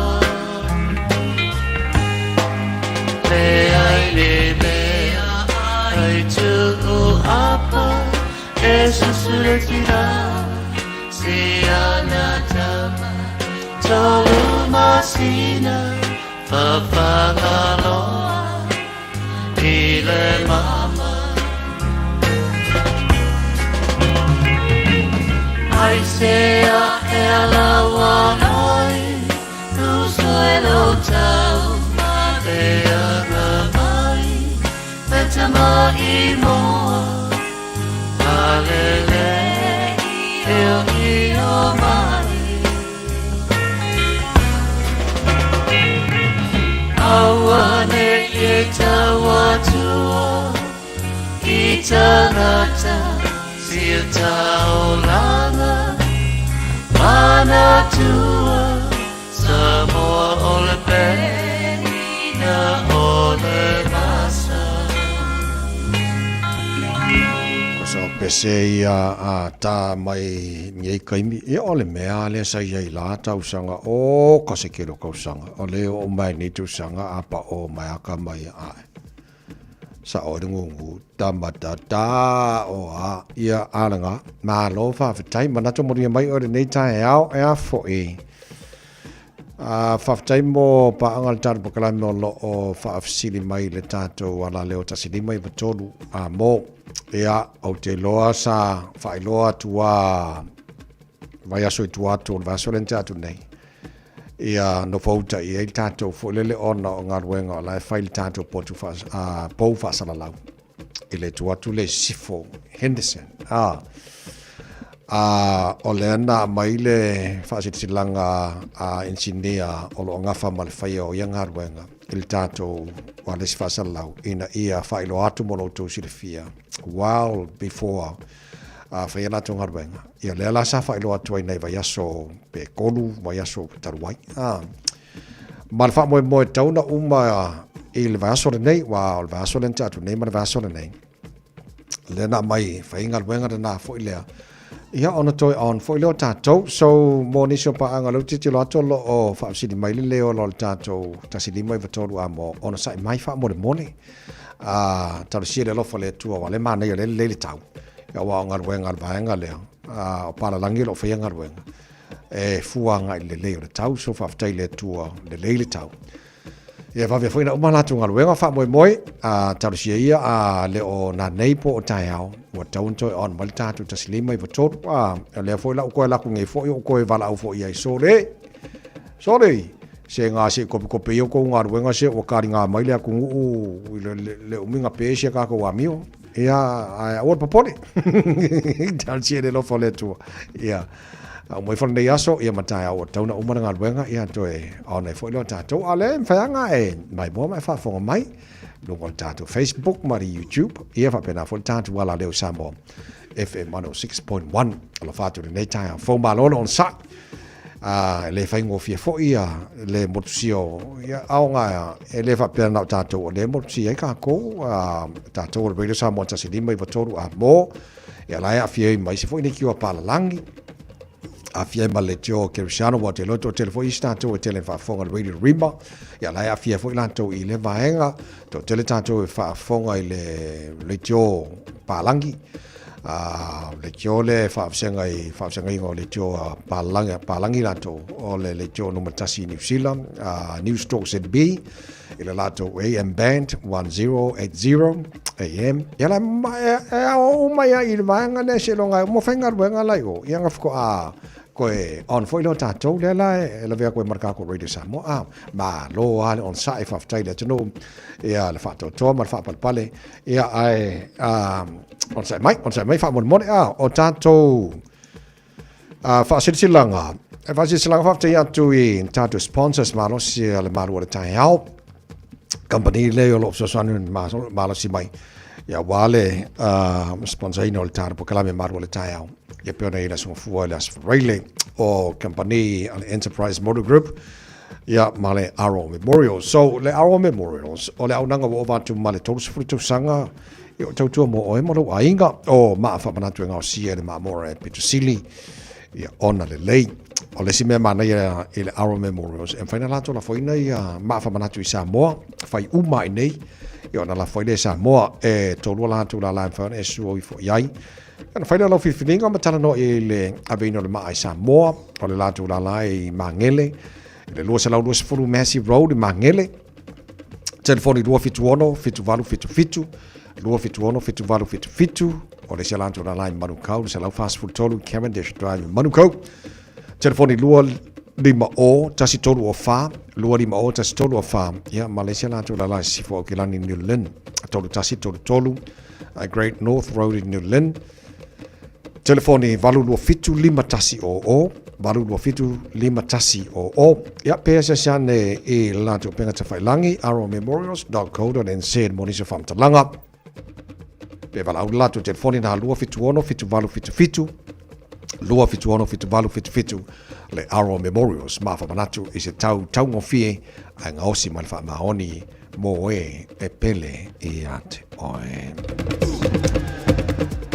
tautua le Enterprise Motor Group I Manukau sa ilise tavale mo oe mahalo ainga Enterprise Motor Group I Manukau o lau fale tavale fa moe moina te leia alo matamari o na tunu o lo ngarurue mai ai suane la le lato tu si lima ono fitu a Great South Road I Manukau ia pe asiasi fo lunga lato penga te failangi enterprisecast.co.nz ia fia lato la lana lima se la wona su fitu a Great South Road I Manukau ia fa fe la ileo alo tamari fo Samoa lo ngara le Enterprise Motor Group I Manukau fai wana bala lato telefoni o Barcelau lima o lua tu fa o Barcelau lima o lua tu fa Enterprise Motor Group I Manukau sa ili Fili ma aveloa rauta vale o le afo I Pacifica Open Day awane MC alfa mo le Pacifica Open Day o lo dependa mo le aso ludo le vaso fou o le aso los fui varana le masina ne a Perilla e amata sfuru tai au anga I le lua I le oli o le afate no ina I tu yo fulu tu yo koviki ia mana misela mo tangata maritua ia mana I whanau whapia foi so se tasi e inga se ngase tu mau o le ai au nanga aritine mu leo ngaruenga la vea ia Auckland Council ia male ano noa I oisi au nanga whaarasui fua maloloina ile asona na ele leilo wa sian el fale ia le hato hone St. John ma fisidi mo esta to filau te vanga ia o na loi leo suafa ile se I le droa e te manamalo ile pusa pisupo au o manga ia nga ia le lei e failo tui olfulu porkoviki por misela el Pacifica Family Health Group ona lo lo swafa le sei por le draw te manamalo ai ile ato fa taunga o tamafa manga ia fo nga ele lei e bawol ta maftanga mama bail afor se fulu es futasil tai au boil ato va veona afio atu il tato fa mo na le Pacifica Open Day ele tratu si Manurewa netball Eva Sumalima Browns Road in Manurewa o na le feltana fa mo na ele vayaso o lumana yatu o nisina o tatu fa asilanga o le ne fo itai o fo ele to mo o Radio Samoa for lima i toru amo in o to was 40 minutos lo to tare o to la se fun to pauna minuto lo to jar boglame ma o le tai au ia mo ne fo stofi mar fafta tele ia to talia mai o to tua tono lo mota tono ta vale tono for fainga wenga lunga Facebook mari YouTube Radio Samoa la fa fomba nei tai au la faccia to pesele le ai tu o ile paolo le awa le tolo ai ua totongi e o fa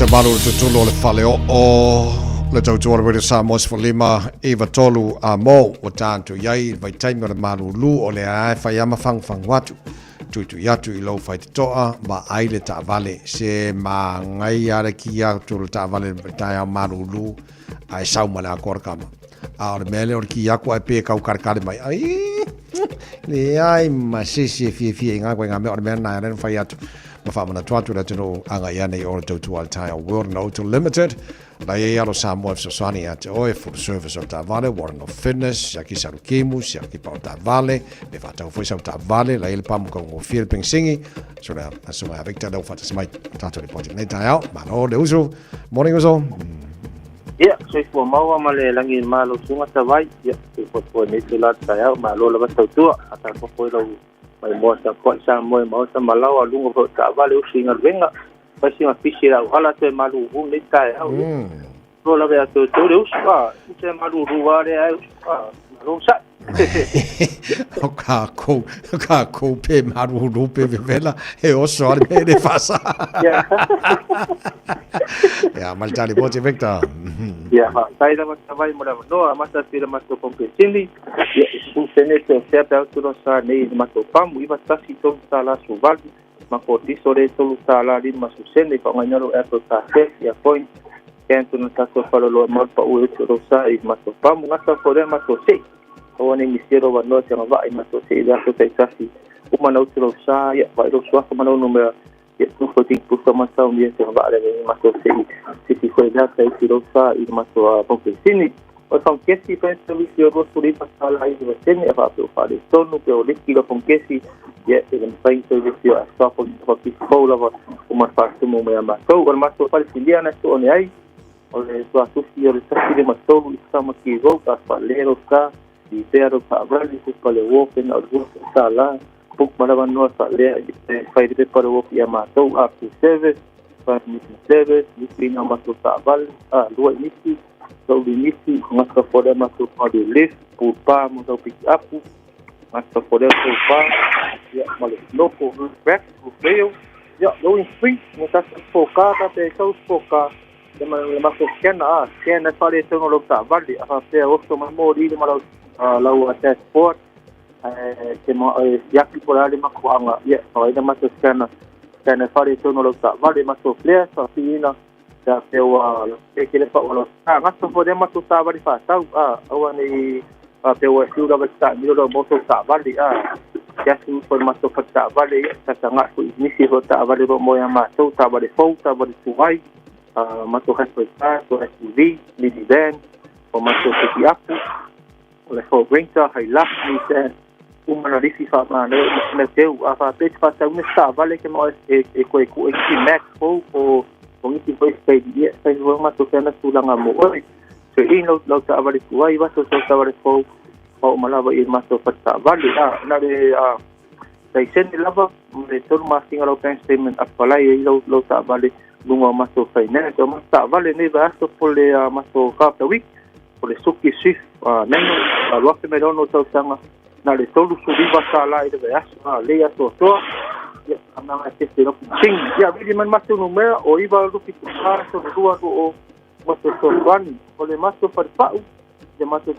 casi tudo a peito tá po no po kuai ya pese o mo kino amero ta vale que se para uma foi ka mo sai so pa ya na ko zango ya ma ka ko tau i de ta tua pa ya mo foi ma ko se ki vin po ma ko se ki nexa mo ta vale la va pe kau ki keu ya lo ta vale ya sai subim nga ilunga luas puro mo se ta vale la amero ta vale ton fa se tau pe se si de so te ki vin na le dua su sala i dunga maso finance pa makta so kasi i dunga so fitu mo ta so fitu apu ke ben na ma so nexus Yokohama Nikwa ben leila ba ile tato fa ya vidi mai maso numero o iba ro kasi so solution o ya pretensasi ko dunga maso website ko dunga formato Facebook ya lo ya ko inisi ko asa ta vale ya isi ko asa ma ko max ya se falai mai ai ko sai ta vai ora no se mo dia fai basto data mo li padanga API ko mai ya sa mo ma sai da Victor fa time le pote nei tai mo ia foi 5 hour nei foi stoffi mai anol pesele mai fanana Jerome Gray O leo lango Samoa o na tātou whātou whāne mora nei tai.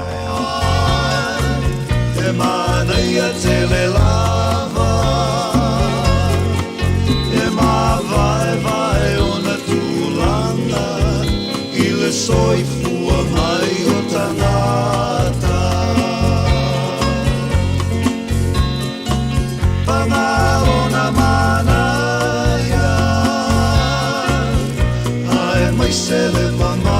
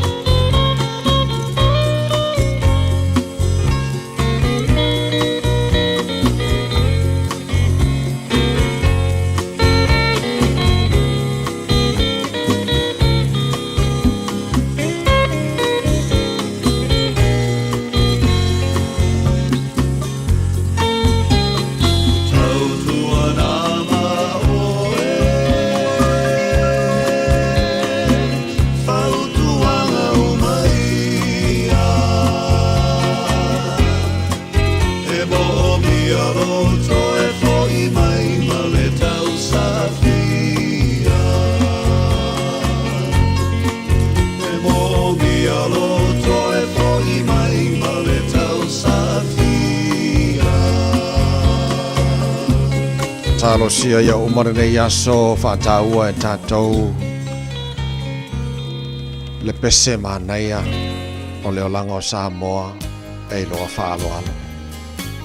Mānaia rana, ia, mea tino pene Samoa mai alo ao, o watu lo lima tau whātua whao le tā māro le tā hao rana.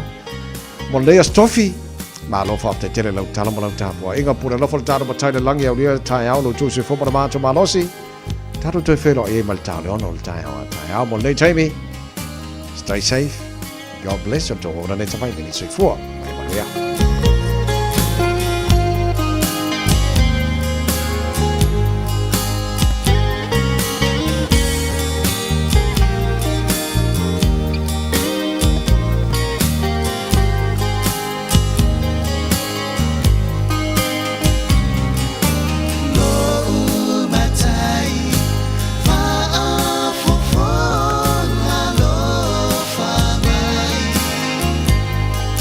Oh, no.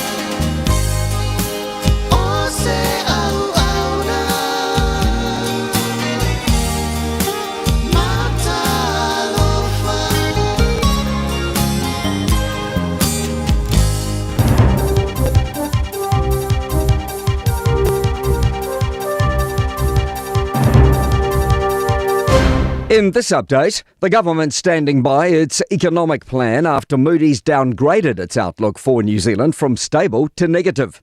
Moody's has reaffirmed New Zealand's AAA credit rating, but it's concerned about weaker growth, persistent inflation and a later return to surplus. Here's business reporter Michael Sergel. Finance Minister Nicola Willis says some contributing factors, like rising fuel prices, are outside the government's control. But she says Moody's has also been clear that improving the rating will require a clear path to surplus, a reduction in debt and disciplined spending. Willis says the downgrade is further evidence we can't simply spend more and borrow more. Donald Trump isn't setting a deadline for when Iran needs to come to the table for peace talks. There's been further escalation in the Strait of Hormuz overnight, with Iran seizing 2 cargo ships and another ship coming under attack. White House Press Secretary Caroline Leavitt says the seizures don't breach the ceasefire deal that Trump extended yesterday, as the ships don't belong to the US or Israel. She says things will take time as the US president is dealing with a fractured leadership. This is a battle between the pragmatists and the hardliners in Iran right now, and the president wants a unified response. The revamped Golden Visa is providing a major boost to the economy. Latest government data shows the Active Investor Plus visas brought in $1.5 billion, with another $2.4 billion in the pipeline. More than 600 applications have been lodged since last April from nearly 2,000 people. Immigration Minister Erica Stanford says she's thrilled with the numbers. It's not just the scale of this when you think about the $4 billion, it's the impact for individual businesses around New Zealand that this is having, not just the capital, but also the skills and experience that these people are bringing. Police are continuing to search vegetation in Christchurch's red zone today for clues of the whereabouts of missing woman Rowena Walker. And a motorcyclist has died in an overnight crash at Temuka's Factory Road, north of Timaru. That's news. In sport, a change at the head of football's Premier League. Relief for Pep Guardiola. Arsenal have been top for 200 days, but they are top no longer. Manchester City have moved to the summit after a 1-0 win over Burnley. They remain level on both points and goal difference with Arsenal, but are ahead courtesy of scoring 3 more goals this season.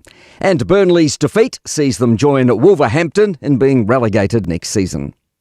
Ronnie O'Sullivan has admitted to dusting off an old cue from under his bed in Ireland and duly rocketing into the second round of the Snooker World Champs in Sheffield with a 10-2 win over Ha Kwok Zhang. O'Sullivan is bidding for an 8th title. That's sport. I'm Malcolm Jordan. Radio Samoa. Taslima Ivatol Amo.